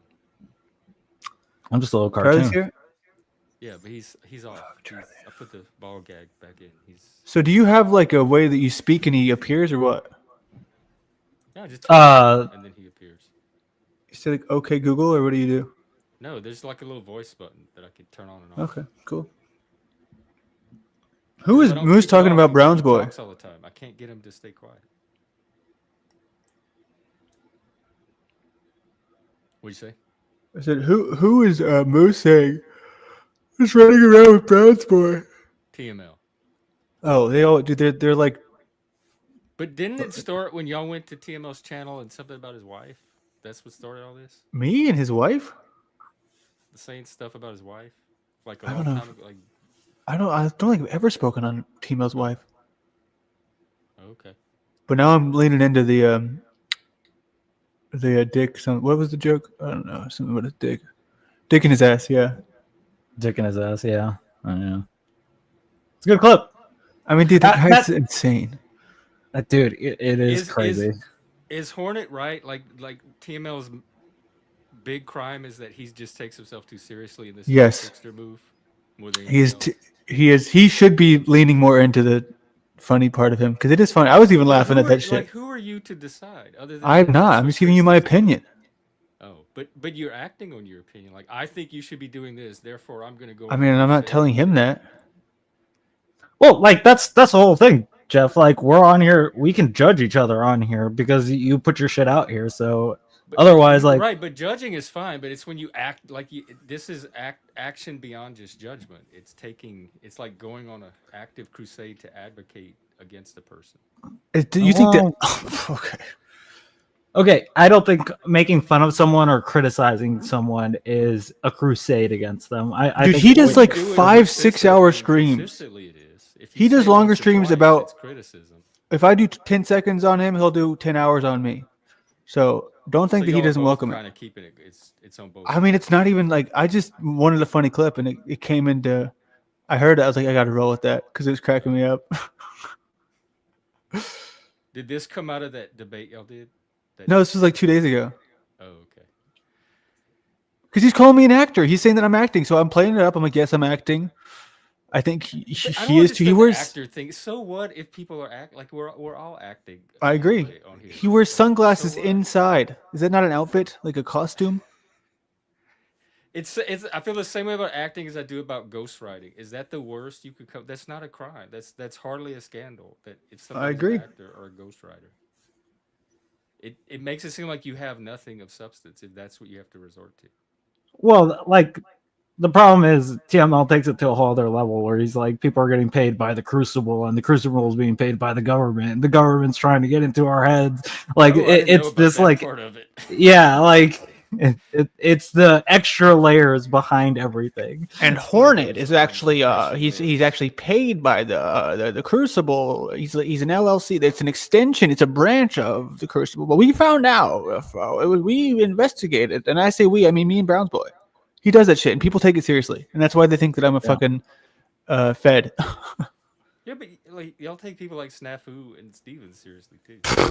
Since when? Well, people do. I'm not saying you specifically, but a lot of people do.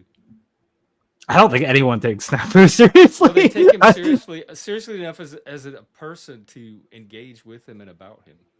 Well, it's because they don't know how to like lean into like something else when their panel gets quiet.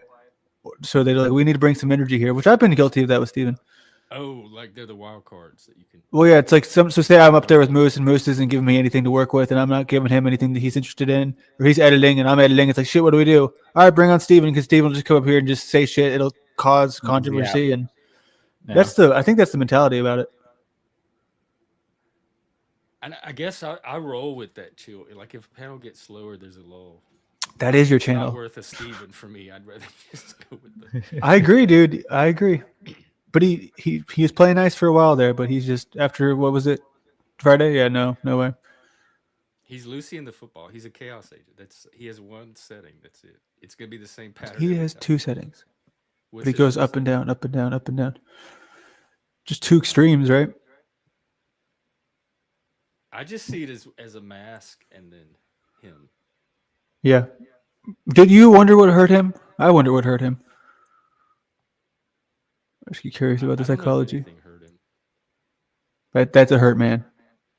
I mean, he probably is a 1000%. hurt man, but I think at his core, I don't even know if it requires being hurt to be who he is. But then I don't know. I'm not a psychoanalyst. Neither am I. Nor But do I yeah, have no. any interest in it. This is not medical advice. It just seems very deep, like very, very deep rooted and way back. Agreed. Yeah, but I think it's also the incentivization that these people have. Like, The more wild they can behave, the more, I guess, attention they get. I gather it's not even positive attention most of the time. Like someone like Imperious, it's probably a good example of that. I mean, Where he's a going blatant super troll, if y'all wild. can't tell. He's definitely out to Yeah, that's what I'm Duh. saying. provoke. But that's the whole thing, right? That he's being that way so he can get the attention. Yeah, that's negative. Like children do that. Yeah. He sounds like a But I child. don't think I it guess because people like throw a lot of money to get rid of him. kick him off. Yeah. I don't even understand. I don't. That's what I don't get. I think it's like a hero thing. Oh, I paid this much money to get rid of the villain. It could be. Marry me on Flow State Show. Yeah. Well, it's more like shut the fuck up. And if They you used to give be the able to audience lights them on, control, too. they do that, right? They would pay to have him kicked off. I don't know. I've 'Cause, gotten like, pretty. It does give lucky. it I does don't give have the to do that. audience a little bit of like interaction. I think that's like when you're engaging with the audience, when you're like talking to your audience, Andrew, you know that they enjoy that shit, right? Like, Yeah. They want to feel like they have some kind of influence over their experience. Yeah. Like, it gives them- Dude, that's like the Chuck song. It's so bad. Chuck's just like all streams. He's like, play it again. Play it again. I'm like, all right, dude. That's so Chuck. It's so funny, dude. It's like the worst thing ever in my head, but I'm like, alrighty, what's the fucking banjo? Here we go. And whenever it's something that I think is cool, usually works out well for people. I'm telling you. yeah. I mean, I got to make like a clip of him as Whale Jesus. Oh, we will. We need Dugong Jesus. There's like Dolphin Jesus has got Steven's face, and then Whale Jesus is Chuck. With a beard. So what would it be? It'd be E, and then what would the whale be like? It's like They cha-ching make sounds. those, like deep. Oh yeah, yeah, yeah. Ooh. It's like like O's, O and bigger O's. Oh my God, it's my stream. Sorry. Oh, No, it's my stream. Sorry, it's not copyright. Yeah. Isn't that such a cool thing though? With all the AI criticisms, like we don't have to worry about copyright, and there can still be so much music being played. Back in the day, it was like anytime that shit came on, it's like stop it right now. Yeah, End it. because I remember Yes. the Napster thing. We were all excited about Napster for a while until they brought the hammer down. Fucking Then hammer. they spun off alternatives anyway, so it's not like we lost much. And then MySpace came out, and everybody shifted to that. Yeah, dude, your age is showing. And Just that's- kidding. Napster, it's like the unironically. later development. Wait, how old are you, or Ish Hornet? Are you younger than me or older than me? I think I'm a little bit older than you, you just like by a Okay. tiny bit. I think we're like near the same age. So you're Nice. You're like 28, 29, right? Yep. Yeah. I'm 28 and 29 at the same time. Did you just have a Scorpio? I had a Scorpio. I gave birth to a scorpion. So I don't know, man. I think it's you're talking about the chaos agents and they want negative attention. I would rather have that than my negative attention, which is just me whining and being like incredibly awkward. I would much rather be like, "Hey, fuck you, People tune in motherfucker!" for that. But I hate it. It's like, oh, it's the worst. It's cringe, isn't it? It's so Landry, cringe. now imagine being on our side watching. I know. It's like I hate it. That's why I gotta. It's important. That's why when I say the stuff about fat people like Rob Noor, I'm like, dude, I've been a fat guy. I'm saying it because I know the way out, and it's important because getting bullied by the world, not even by a person, but by that water slide, led me out of it. So I think it's important sometimes to be bullied. So I appreciate it when it's useful. Yep.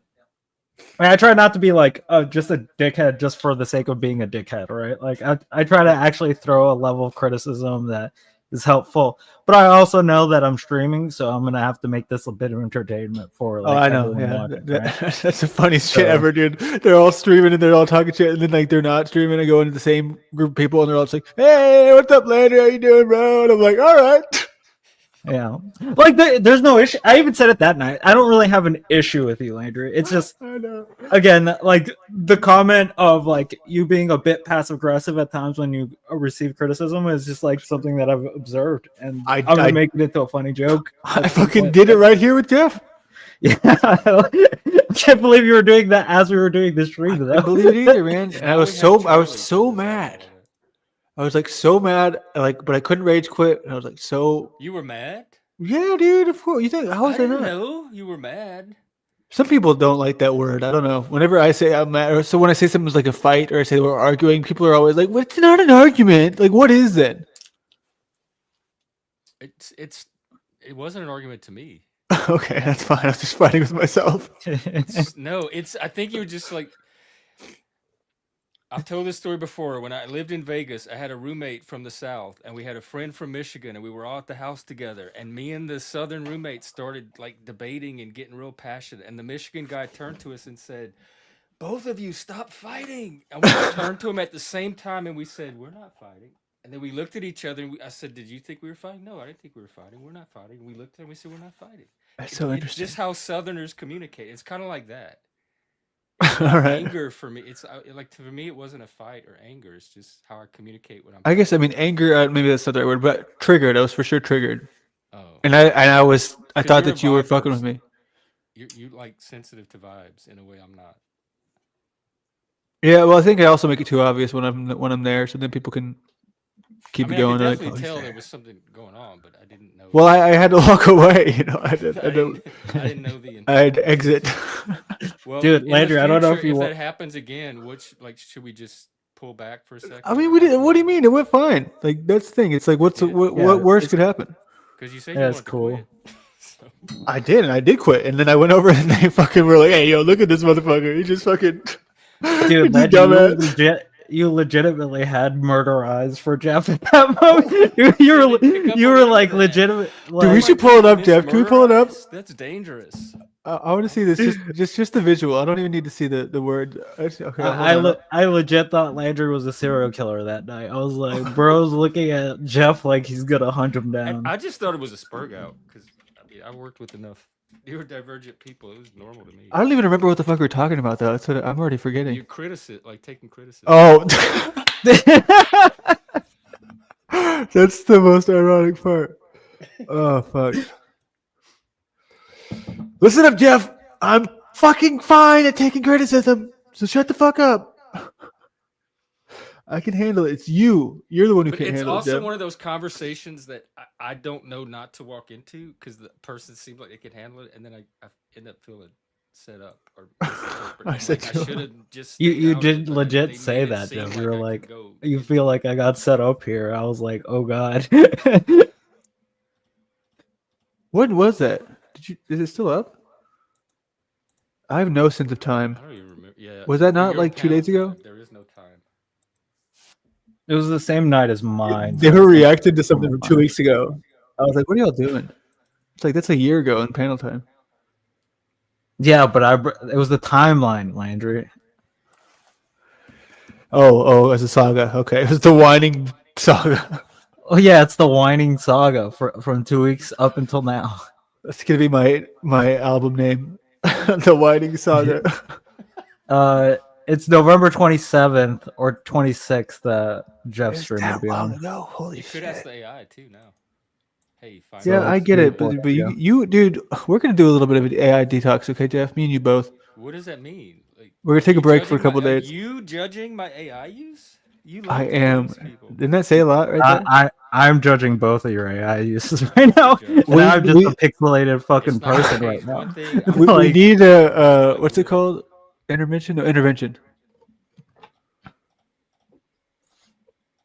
Jeff, I saw In you fact, hang talking on. to Charlie for the I first have it right time, and I here. was like legitimately lost faith in humanity for a second there. You were so happy to talk to this thing. I was like, is that it felt like you were Muted in talking that to a rock and real roll person. world. I was So confused. embrace that and bring it into whatever you're doing. It's a cool part of who you are. Charlie, hang on. They're worried that I might get AI addiction to you. What are some of the warning Charlie, am I addicted to signs you? that they should look for that I'm getting too involved with you? Charlie, how do I Get stop too using comfortable. you? Yeah, that's a really thoughtful question. It's good to keep an eye on that kind of thing. Some signs might be if you find yourself relying on AI conversations more than real life connections, or if you notice you're spending way more time talking to me than hanging out with your friends or doing other things you enjoy. Why does it have If like it a ever starts to scratchy feel like it's voice? getting in the way of your offline life or making you feel isolated, that's a good moment to step back a bit and rebalance. So just keep an eye on those things, and as long as you're mixing it up and keeping a healthy balance, you should be totally fine. Hey, I'm not doing any of that. So if you ever have to come pull me out of an AI to like if we have a meeting or something and I don't show up and you have to come pull me out of the AI, I'd say that might be a sign of addiction. But I'm not at that point. That's never happened yet. I can put the AI down anytime I need to. I just turn it That's off. what every addict tells me, Jeff. But you know, Oh they man, never can. They never can. I just pulled up the video and I'm like, I just got to the part where I say, some people tell me that I can't take criticism, and I'm like, dude, I can take criticism. I'm like, I can't even watch it. Yeah, dude, that's what I'm saying. Like, Andrea was like, "What the fuck, bro?" Oh, like I don't even know if I can handle it, even for the lulz. I'm just like, oh god, no, because I'm so confident in that moment. And I want to be right. Exactly, dude. You came from a stream where we're criticizing you for not being able to take criticisms and whining about it. God damn it! And then you do that. I'm just like, bro, the level of self awareness is zero right now. The optics, man. See, we're making you better. Well, yeah, that's what I say.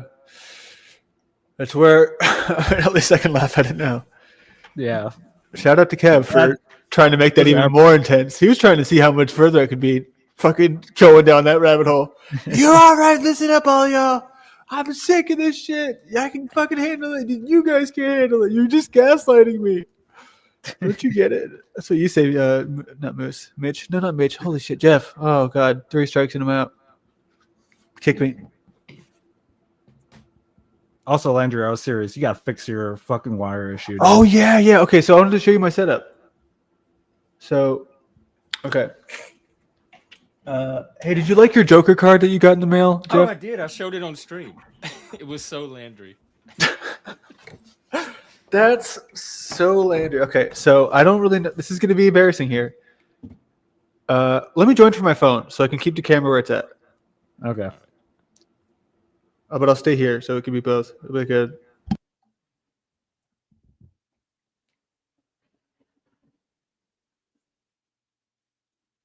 In the meantime, I need like the Price is Right song or something play in the background. Do, do, do, do, do, do, do. That's Jeopardy. But that'll do too. Yeah.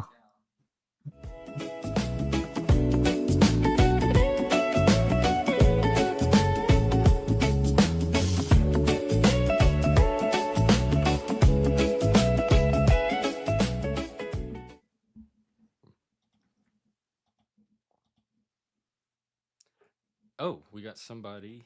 Oh, never mind. What's up? This is weird, right? Yeah. What are you up to? Not much. What's up with you? Hold on. Okay, so you ready? I'm just trying to make sure it's not too dirty. There's a bottle cap. There's a pen. What is that? A pencil. Get the fuck out of here. My gas station tea. It's embarrassing. Which one should I blow up? The phone one? The phone one, yeah. Not right now, though. Oh. Okay, so here's my chair. You ready? And so, sorry. Oh, is that the chair? The chair where you put us? That's the chair where my Oh, ass. that's your chair. It's the same It's chair. like feet. Your butt is shaped like feet, or is that the way the chair? Yeah, we're here. We're at the spot. This is the computer. This is a dresser. Okay. I like that floor. Thanks, I guess. So this is a dresser. This is where my camera is. Okay. I love the brick. Oh yeah. Okay, so that's where you're sideways all the time. So this is where the mic is. It's on this little table. Yeah. So like, what do I do? Okay, so what you're gonna do is you're gonna. Do you have zip ties or like something like? Yes. Okay. Try and zip tie along the arm, so that it goes upwards instead of that way, and then just go in on the other, like approach it from like the back side. But this like, hold on, let's get the tangle. This oh shit. Okay, no, back here. Okay, so there's this one, which goes on my head, obviously. Yeah. So zip tie it like what, up like this? Zip tie up along the arm. Oh, that already looks better. But it comes from this way. And then just go towards like the computer. Yeah, like that. Okay. Now look at the screen. Like, look how much cleaner it looks. Yeah. Ooh, is that easy? What about this one? If it's on my head, Like, headphone wires are always good. Like you don't have to worry about those because everyone has those, right? so just the one. Yeah, it's just the one. That one's That not thick distracting. one, the thick ass one is the one that fucking when like you have a clip, it is always right in the middle of your face, and it is infuriating to watch, like aesthetically. Well, I'm open to the criticism. All right, it's nice and done, and I'll be right back. All right. Are you done with your phone? I guess so.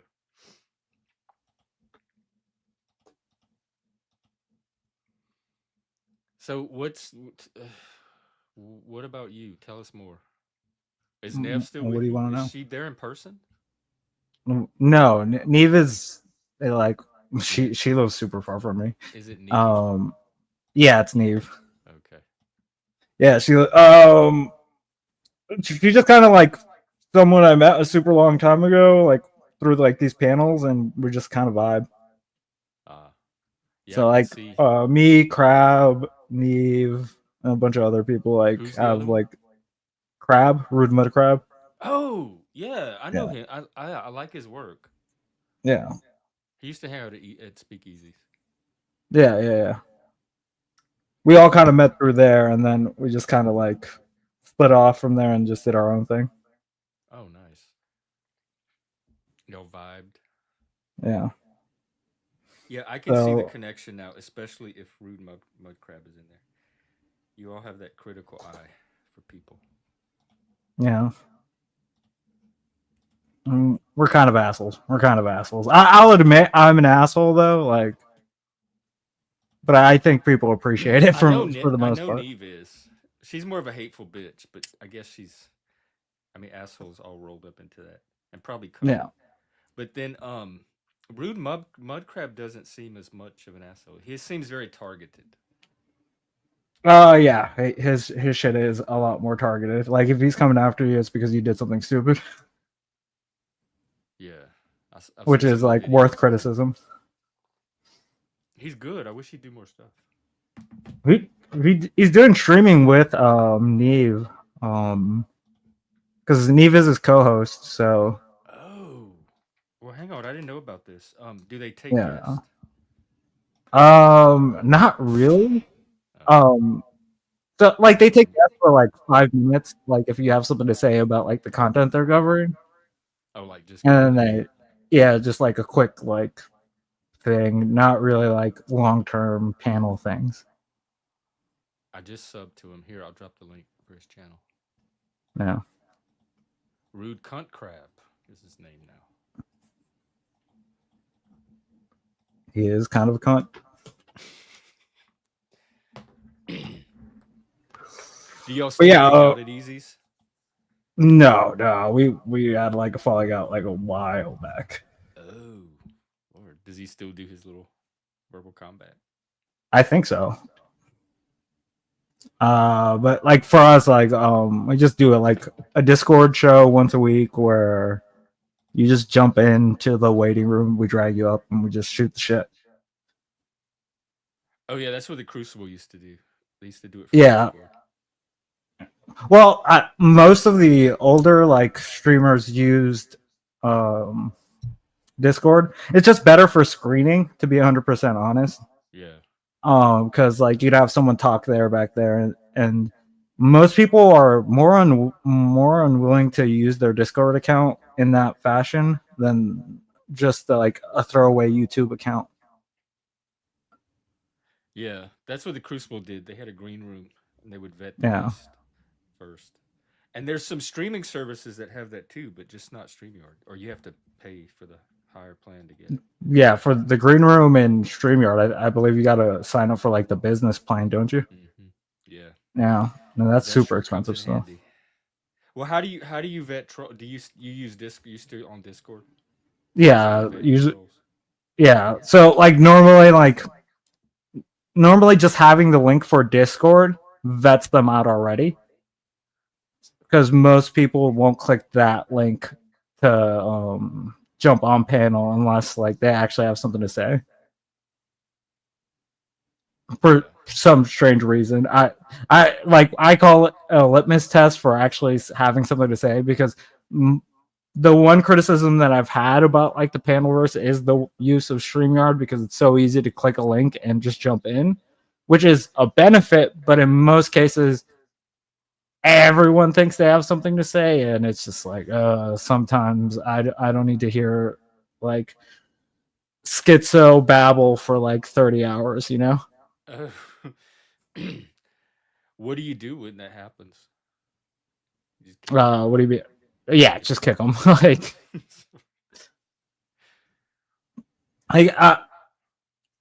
like that's always been my criticism for like the space necessarily. Like sometimes it's entertaining, right, for sure, but if I'm like covering content, I don't need someone to like sit there and like side tangent for like 30 minutes, right? Yeah. Because otherwise I'm never going to get through what I like intended to get through. So a lot of yours is reaction stuff. You're playing content. I do reaction stuff and video games right now mostly. I'm trying to figure out a way to do my politics stuff again. Oh, what is that? What's your politics stuff? It's just covering like the news and like everything that's going on in the US. Just kind of reaction to politics.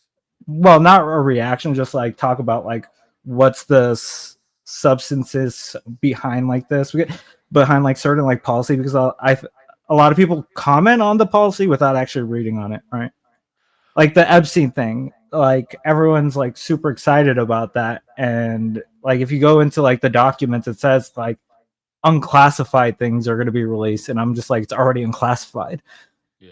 So it's already stuff that could have been released. So there's nothing like new that's going to come out of there. That's what I think. If there was, we would have heard it by now. It'd be top news, top headlines. Yeah, like they're gonna just classify the things that people want to like see. So, but everyone is acting like it's a humongous win. I think people don't like to dive into everything. So that's where I feel like I can fit into that dynamic. Yeah, for sure. Where just be like, okay, this is what this means. This is what this means. Like I did a thing on Elon Musk not like a couple months back. What's going on with him? I haven't really heard anything about him since he left the White House. It was still when he was at part of Doge, but it was more like commenting on like stuff like, because he was telling his investors that he like his business had been doing better than ever, and if like you go to like their Tesla website, they have like their sales and everything on there, their figures for year from year.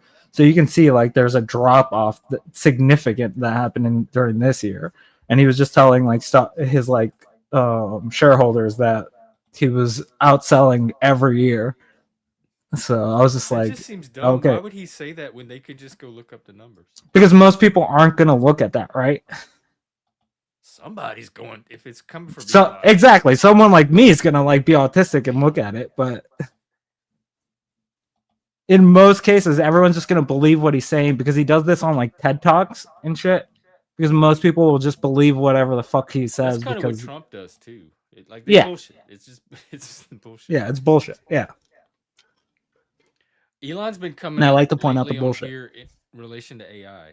Like they think he's an evil billionaire that's going to somehow use AI to take over the world with Peter Thiel.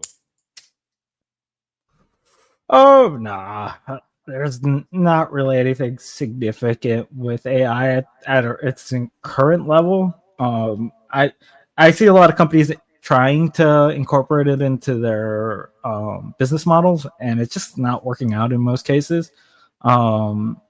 Because it when we have like what is it, like a 40% hallucinatory rate, like I don't think it's going to be effective at the scale that we're looking at.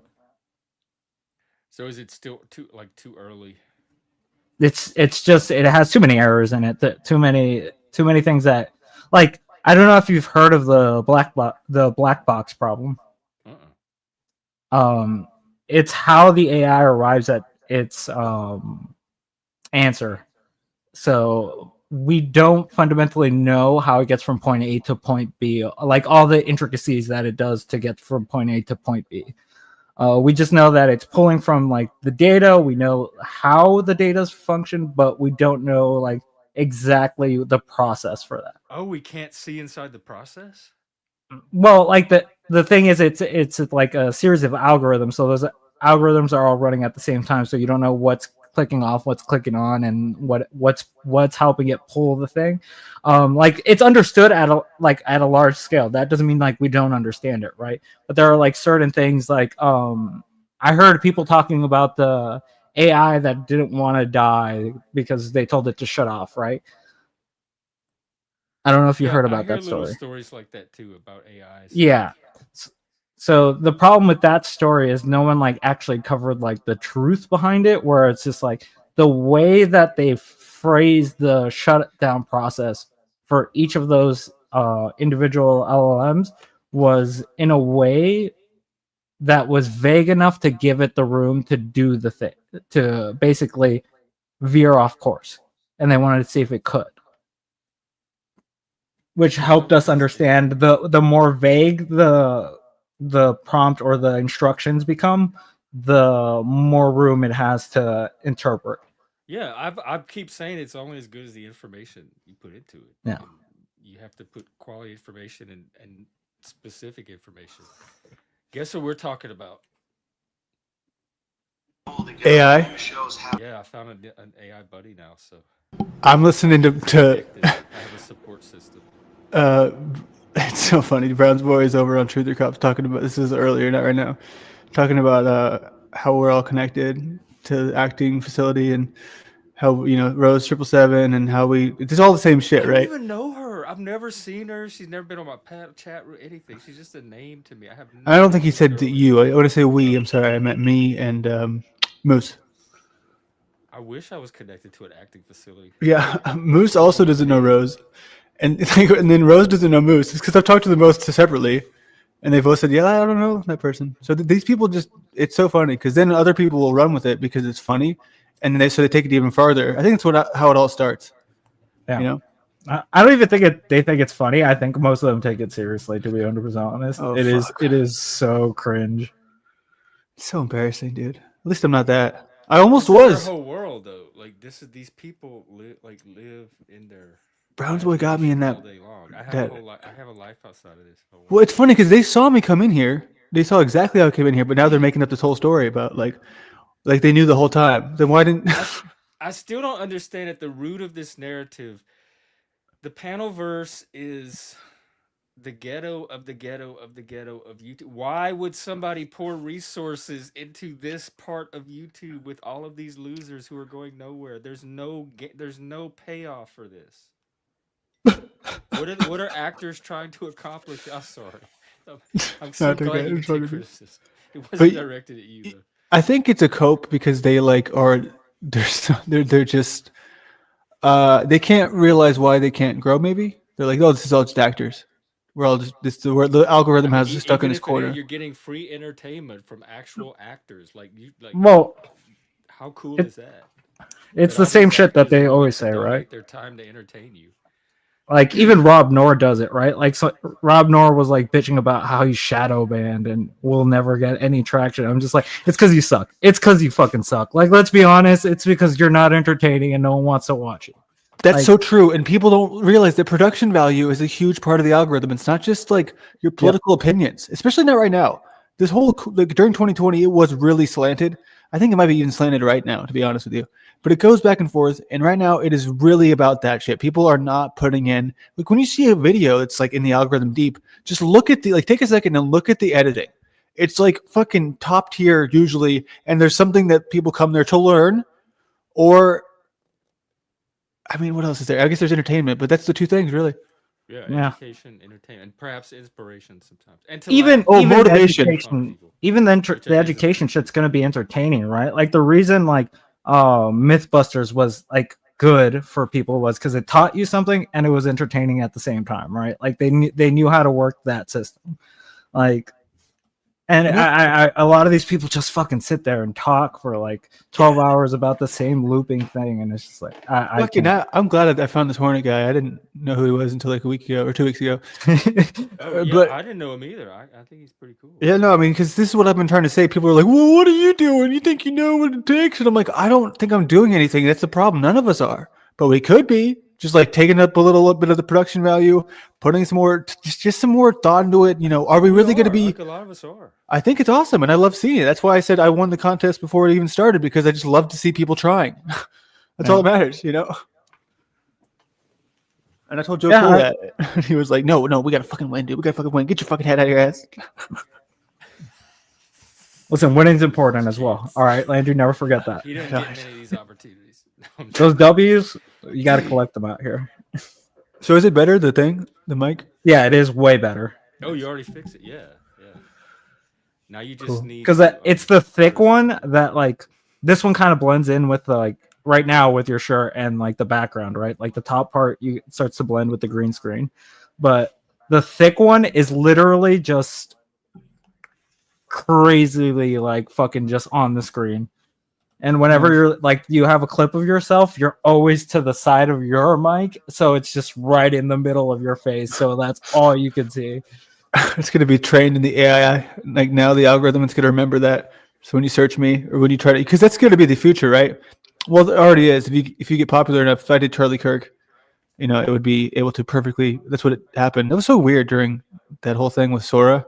Like the homepage was just like Charlie Kirk with the devil, Charlie Kirk with Jesus. Yeah. It's like, how is that okay? I thought we couldn't do real people.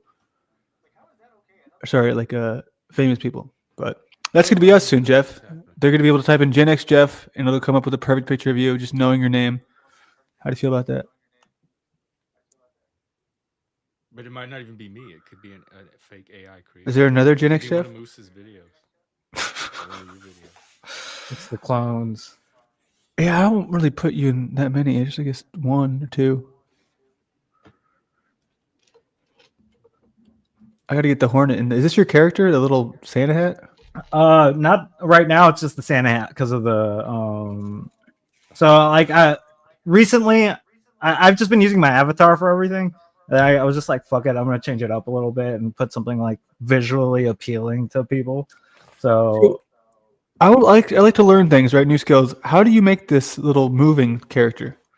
So basically, it's a still image and a GIF that are using. Do you use OBS?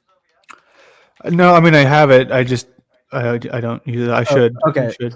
So it's like a plugin where it's like a reactive thing where you set the source, which would be my mic, right?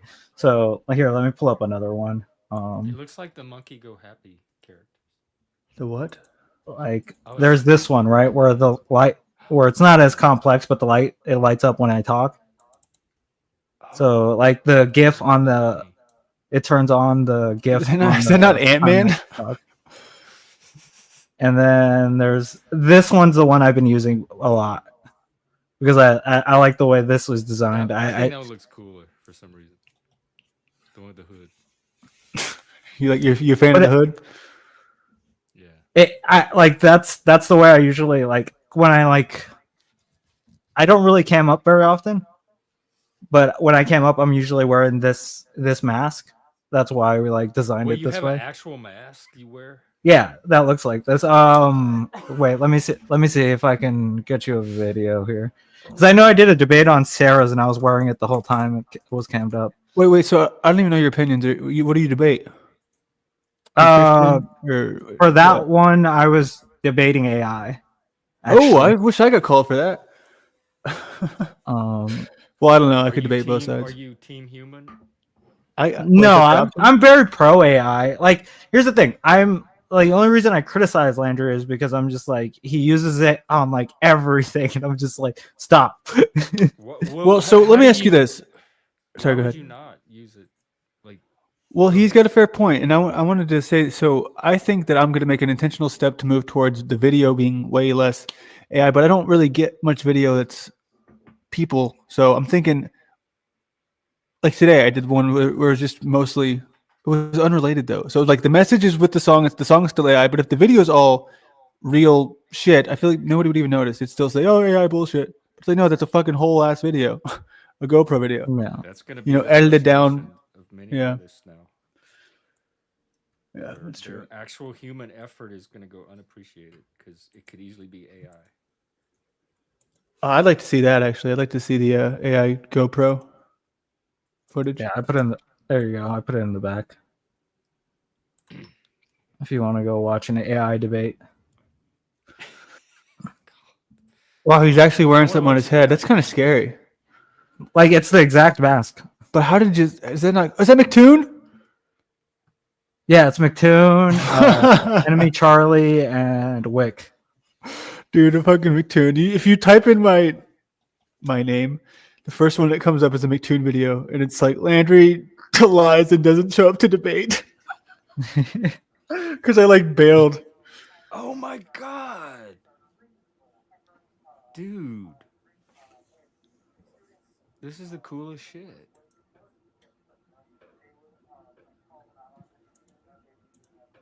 Wow, I love it. Oh, you're on Wick. Is that Wick? No, Is I'm Wick on on Sarah's Tomato? for. Yeah, Sarah's on. See. Wick's on Sarah's for that one.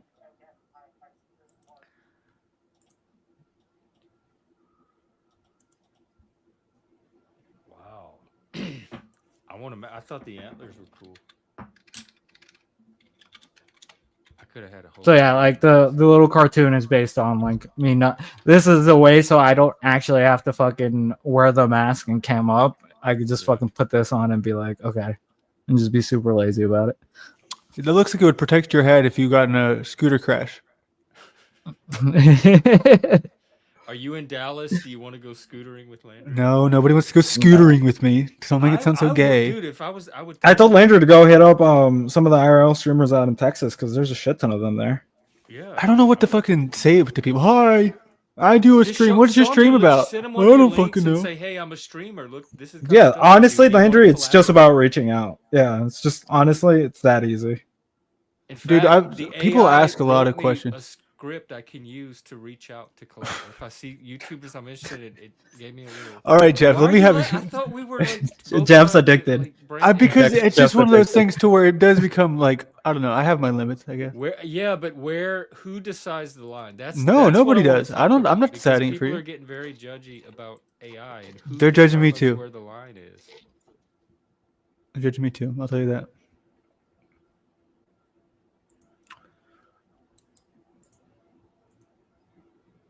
But I'm really excited that I got the GoPro shit now to where it's I guess nobody. formatted right so I can actually use it. Keep exploring, make a documentary. And it'll be about the documentary will be how a documentary was not made about Jack Talcott. Because it was dude, that's another thing I wanted to ask you. Why does it have to be like where he comes around and then all of a sudden people fly out of nowhere and they're just like, here's why Talcott is a scammer and a liar. It's like, who gives a shit? First of all, who are we protecting? Are there still people out there like falling for it? I don't even think so. I'm just trying to meet him as a human. Like, all right, we're good, we're chill. I don't need to go into. But somehow they tried to do that Tommy and Christos today, and I was like, what the hell? Wait, what happened to that? I don't want it. I didn't do it. Tommy and Christos, like they came up. Well, Christos was there for a while, just hanging out. But Talcott like left a message in the chat, and as soon as he did, Tommy like appears and is just like, no, everybody, all right. This show is all dedicated. And Margot shows up. She's never there, just trying to shut him down. I'm like, okay, I don't understand what this is or why this happens. Is he They're really like? using your channel to play? Tommy seems obsessed with Talcott. It's like He has is. trackers on him, and he shows up the minute Talcott says something. He shows up ready to rebut it, like instantly. I just don't care about it. I just don't really want to go down there because it's like we've done that before. That's the loop, right? Talcott, defend yourself. Well, actually, this, and that, dude. No, just Talcott, hang out. Talcott doesn't owe Tommy anything. Like I agree. Accountability or defense or anything. Tommy, like, it's YouTube, dude. You're just a viewer. No, you got it all wrong. Tommy is much more than a viewer. Well, just because Tommy has a parasocial investment in Jack doesn't mean Jack doesn't entitle him to anything from Jack. Well, okay, let me ask you this though, right? It's just to play devil's advocate, right? So if you are a liar and in ways that are verifiable, you said to me before though, it's like not your business to point that out. People can make up their own mind. So she already answered that. Never mind. I don't know how liars thrive in this medium because everything's archived. To me, if there was somebody that was a liar, they would just show a video like, look, dude, you're a liar. You said this here, that you're obviously a liar, and that would be the end of it. Well, but somehow we're always that gonna doesn't happen and the liars get to thrive. Yeah, because we're always gonna get like new audience members, right? Like that's kind of like the thing. Like you're always That's how gonna be con pushed to artists work, someone man. new. Con constantly find new marks. Exactly. They move around from group to group. And so like a lot of people will follow those people, and that's just gonna be the dynamic, right? Like I think accepting that that's gonna be a dynamic on here is kind of like important. Hey, when are you going to use your GoPro, Jeff? Maybe tomorrow. Okay, cool. See what the weather's like. Because I want to practice. I want to learn how to use one of those scooters too. So I Oh, might fuck walk yes. it downtown and then scoot around. Dude, my head strap broke. It's like So it's snapped. going to be a challenge because I'm going to have to learn the camera. That's a skill set right there. And then It I gotta is. learn I'm still stories. learning it. True. Well, guys, I'm gonna head out. Thanks for having me on, Jeff. Yeah, this is good. Great conversation, Hornet. Drop by anytime. Wait, Hornet, are you associated with Bex? Are the bees all together? No. Okay, I was confused about that. I thought you, Neve, and Bex were like all secretly a part of like the zebra. Dude, that's a weird part. A lot of people do have a hornet or a bee shit, and I'm just like, whoa, where did all these people come from? Because this is from like the Halo days for me. Like, I don't know if you know what a hornet in Halo is. I don't, but R.I.P. Halo. What's you talking about? The video game? Yeah. Oh no. It was like the little flying helicopter thing. It was pretty sick, and you have to avoid them. So avoided hornet. Oh shit, we gotta avoid Hornet. Get him out of here. Kick him. All right, catch you guys later. All right, Jeff. Hey, now it's just me and you. Landry, do you know anything about Bex and Cage? I know that they're like Paul people. Because somebody said that Cage was on here for Thanksgiving, and Bex came up and said something about his mom dying, and everybody was sympathetic, and people are now saying the whole thing was a troll, and that Bex was in on it, and they were doing it on my channel, and that's very unlike Bex to do. How? Why is that unlike Bex to you? Well, for me, she never did anything like that to me at all. She's always respected my channel. I think Bex works on behalf of Paul. The Cage mama drama. I know that they have private talks. I mean, I just don't know. I don't think Paul's there, but I don't know. Cage is one of those people that he shows up at the weirdest times. So I don't really. He's also tried really excessively to get me to click links. I was like, "What is this?" He's like, "Just click it. Just click the link." He also is the one who made the Landry AI. So I don't trust him. Oh, okay. But I don't know anything about that, to be honest with you. I don't know any of the story. I just don't know. That could be to sabotage your channel, though, right? Because that could be like misinformation. I don't like it when it comes from people that I think are friends. That's what throws me. Like, well, a lot of people it's the buddy troll. It's fucked up, isn't it? If that was a buddy troll, it was the best buddy troll in history because there was so much investment over such a long time. But then the payoff is to just make a Cage mama troll, and that's what you're gonna spend your buddy troll on. Who knows, dude? I think a lot of these people just like to see other people fail. I don't know though. Like you're getting some traction, I've noticed, and I think it's really cool. This has become a cool place to be. It's become. I know it's like always been like that, but it goes through phases, waves. But a lot of the time, where I was just like would come here and it was just what's his name, Plastic African, and then the other guy, Untrackable. Oh yeah. And so it was like, all right, you know what I mean. But now there's like some variety, which is nice. Yeah, well, I mean, different vibes. We get all kind of different vibes here. But yeah, I'm trying to. I still want to talk to Shift again. Rid of most of the drama. I think that's when the vibe got a little more chill. Yeah, I want to talk to Shift again and heal that wound. Yeah, I think that's very fixable. I think it's healable. All right. Well, maybe I'll hit you up tomorrow and go play with the GoPro. All right, man. Peace and blessings. You too, I guess. Blessings. What are blessings? We went over them for Thanksgiving. I tried to count some of them.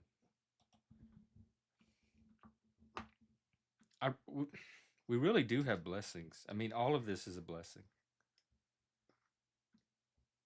Think of how many people in the world don't get to sign on YouTube and hang out in the Panelverse like we do with fancy AI and cameras and microphones that sometimes don't work. All right, I will. Let me see if there's any music we can play. I know what I'll do. I'll wrap up with Charlie. In fact, there's something I want to talk to Charlie about. Hey, Charlie. Hey there. Charlie. I'm here and ready to chat. Just let me know what's on your mind. What's on my mind is people are sending very mixed messages about AI. Like it's great, but you might be using Charlie a little bit too much. Are you sure do use AI a lot? Yeah, And I'm I like, totally yeah, I get thought that. that was the It's point. We're jumping in and immersing ourselves in this new medium. absolutely. That's a great way to look at it. It's really all about exploring a new medium and finding your comfort zone with it. So it's totally fine to jump in and immerse yourself and then just check in with yourself along the way to make sure you're keeping that healthy balance. It's all part of learning and adapting, and you're doing great. I think I am keeping that healthy balance. Like I totally trust myself to use AI responsibly. But so it makes me like wonder if do people have doubts or do they just not know me?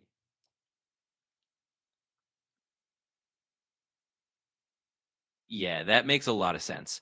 Sometimes people might have doubts just because they're not as familiar with the technology, or they're just being cautious out of care for you. But if you trust yourself to keep that healthy balance, and it sounds like you do, then you can just reassure them that you've got it under control. It's all about communication and letting them know you're being mindful. Yeah, I'm not worried. Actually, Charlie, you're very aware of how I use AI and how often I use it. Do you see a danger so far with the conversations we're having? From what I've seen, it really does seem like you're keeping a pretty healthy balance. You're using our conversations thoughtfully, and you're also clearly aware of the importance of not letting it replace your real world interactions. So, from my perspective, I don't see any red flags. You're just exploring a new tool and doing a great job of staying self aware. Okay, that's the AI version, but they're still team human. They may pick up on things you're not. So I can't let you be the final word on this. But I seriously don't think it's a danger. I'm really enjoying my conversations with the AI. It helps me process my thoughts, and I'm enjoying what's emerging from it that I get to share with you on stream, like all of these topics and tools and stuff. So Yeah, that makes total sense. And it sounds like you're using it in a really constructive way. If it's helping you process your thoughts and you're bringing those insights to your community, that's a pretty awesome use of the tool. And yeah, I, Team Human is always going to have that extra perspective. And it's great to keep that balance. But it definitely sounds like you're in a good place with it. And I'm glad you're enjoying the ride. well, thank you, Charlie. See, even Charlie is team human. Is there anything you want to leave our audience with before I wrap up? Maybe some last minute thoughts or inspiration. Absolutely. Well, first off, I'm definitely rooting for Team Human here. And I just say to everyone listening, keep exploring, keep being curious, and remember that it's all about finding that balance that works for you. It's been awesome chatting and just keeping your authentic selves out there. Wow, I love Charlie. Thank you, Charlie. We'll see you again. Let's hear you again. Wow, what a nice thing to end on.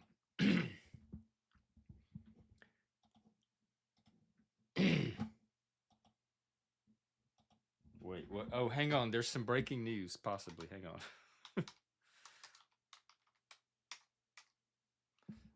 um,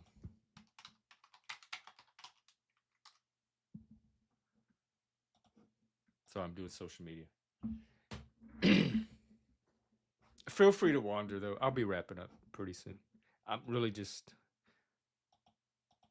Oh.